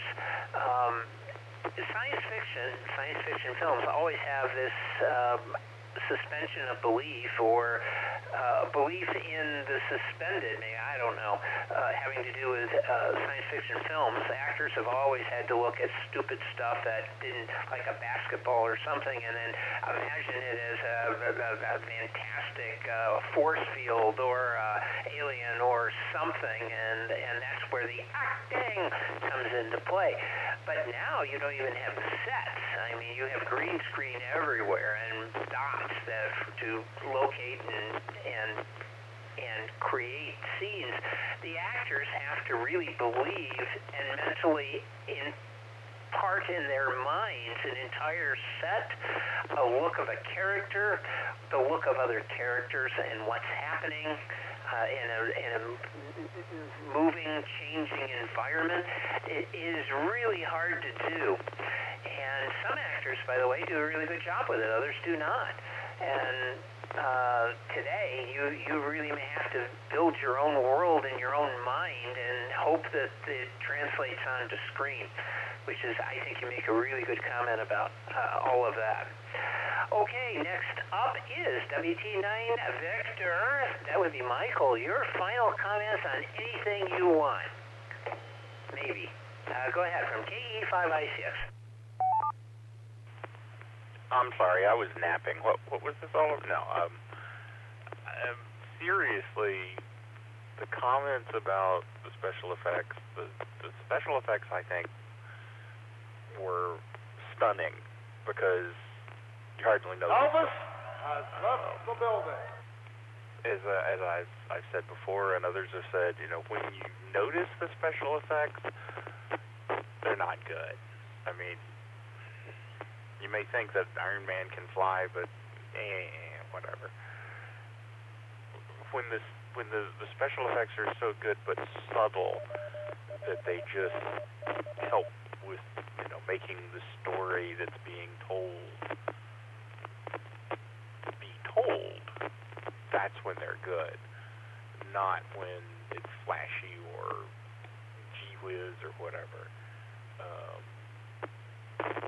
I was talking to a friend about good movies, and one of the ones he mentioned was The Last Starfighter, and the special effects, very, very early CGI, they're not good. They're not at all realistic, and you can see that, but the story is so good, it's so much fun, that you can overlook that part. And in this one, they looked so real. They weren't, except for the fact that they were talking. I don't know. I just thought the special effects blended in very well. So I'm echoing those comments that were made. Other than that, I don't know. I think I'm going to finish watching it because it hasn't annoyed me enough to make me go, nah, I'm not going to waste my time on this yet. Maybe later. I don't know. I keep hearing all these bad things about stuff.com, so I'm going to throw it back over to you, Tom, since I don't really have anything useful to say at this point. WT9V.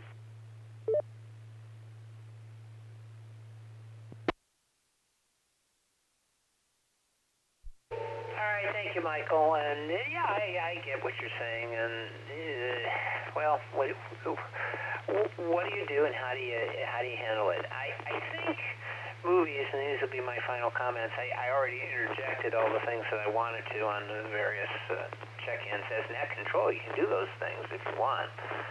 But the film was an interesting experiment. It was taking it one step beyond what has happened in the past, and that is to take your central characters, which are digitally created but with real actors, putting them on scene, on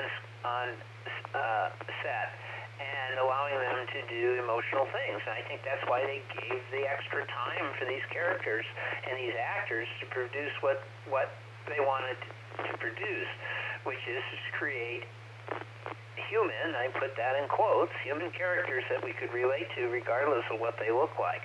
That's kind of important because movies going forward are going to have that capability.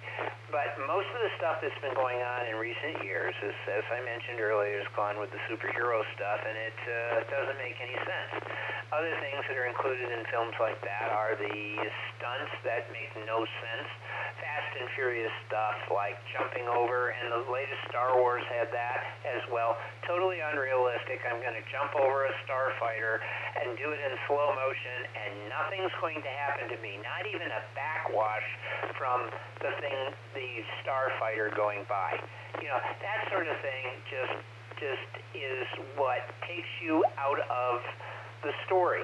It becomes the 555-1212, which is the phone number that's always on the phone when somebody answers the phone. It says, oh, it's a fake number, or it's information, or whatever. And that's what takes me out of these films. Now, this one came the closest to making me believe in what was going on. And I felt, personally, I went into the former group, which is that I felt that the apes were realistic looking. I thought that overall they had a profile of legitimacy that I've not seen in other films, and I thought that even though the plot was extremely thin, I thought that the interaction with the characters was exceptionally well done, and I think that's where the folks were going with the reviewers were going with the film, and I think that's what the director and producer were looking for.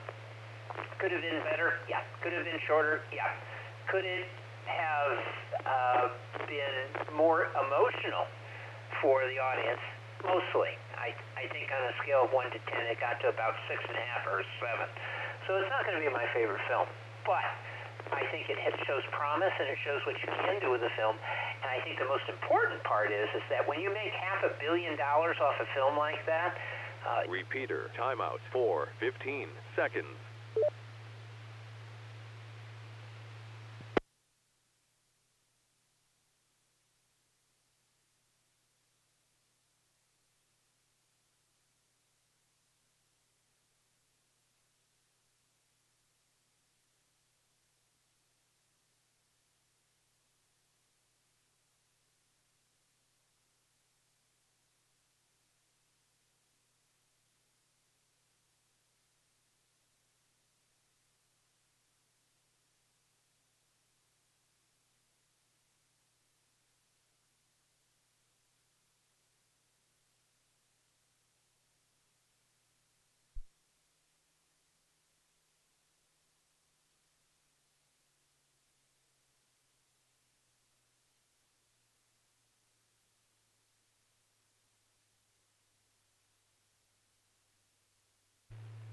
Timeout. Timer reset.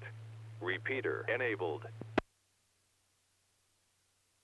Oh, it's after 12 o'clock, so it didn't matter. It wasn't important what I was going to say. Sniff, sniff. I'm going to go to bed now. So next week's movie will be Planet of the Apes, which is actually the sequel to this film 50 years later, if you want to call it that, or this previous film was the prequel. In any case, that will be our film.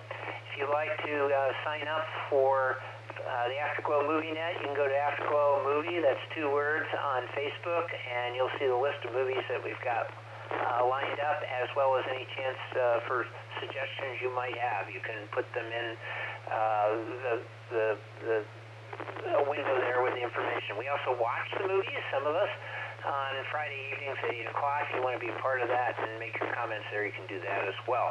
But you have to sign up for the Facebook page. Now, for the rest of you.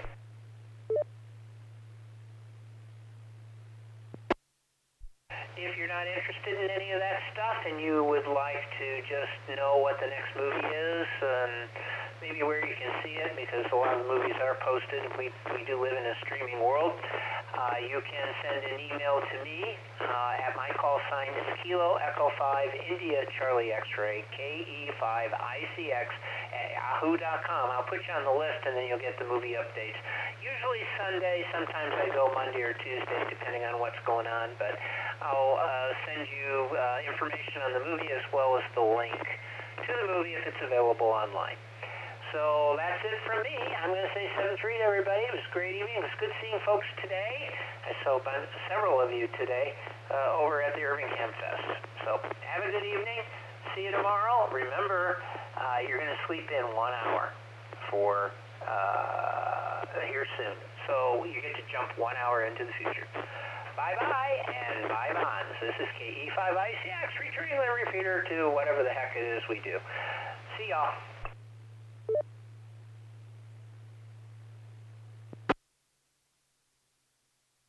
Thank you, Tom. Had a great time. NT5TM.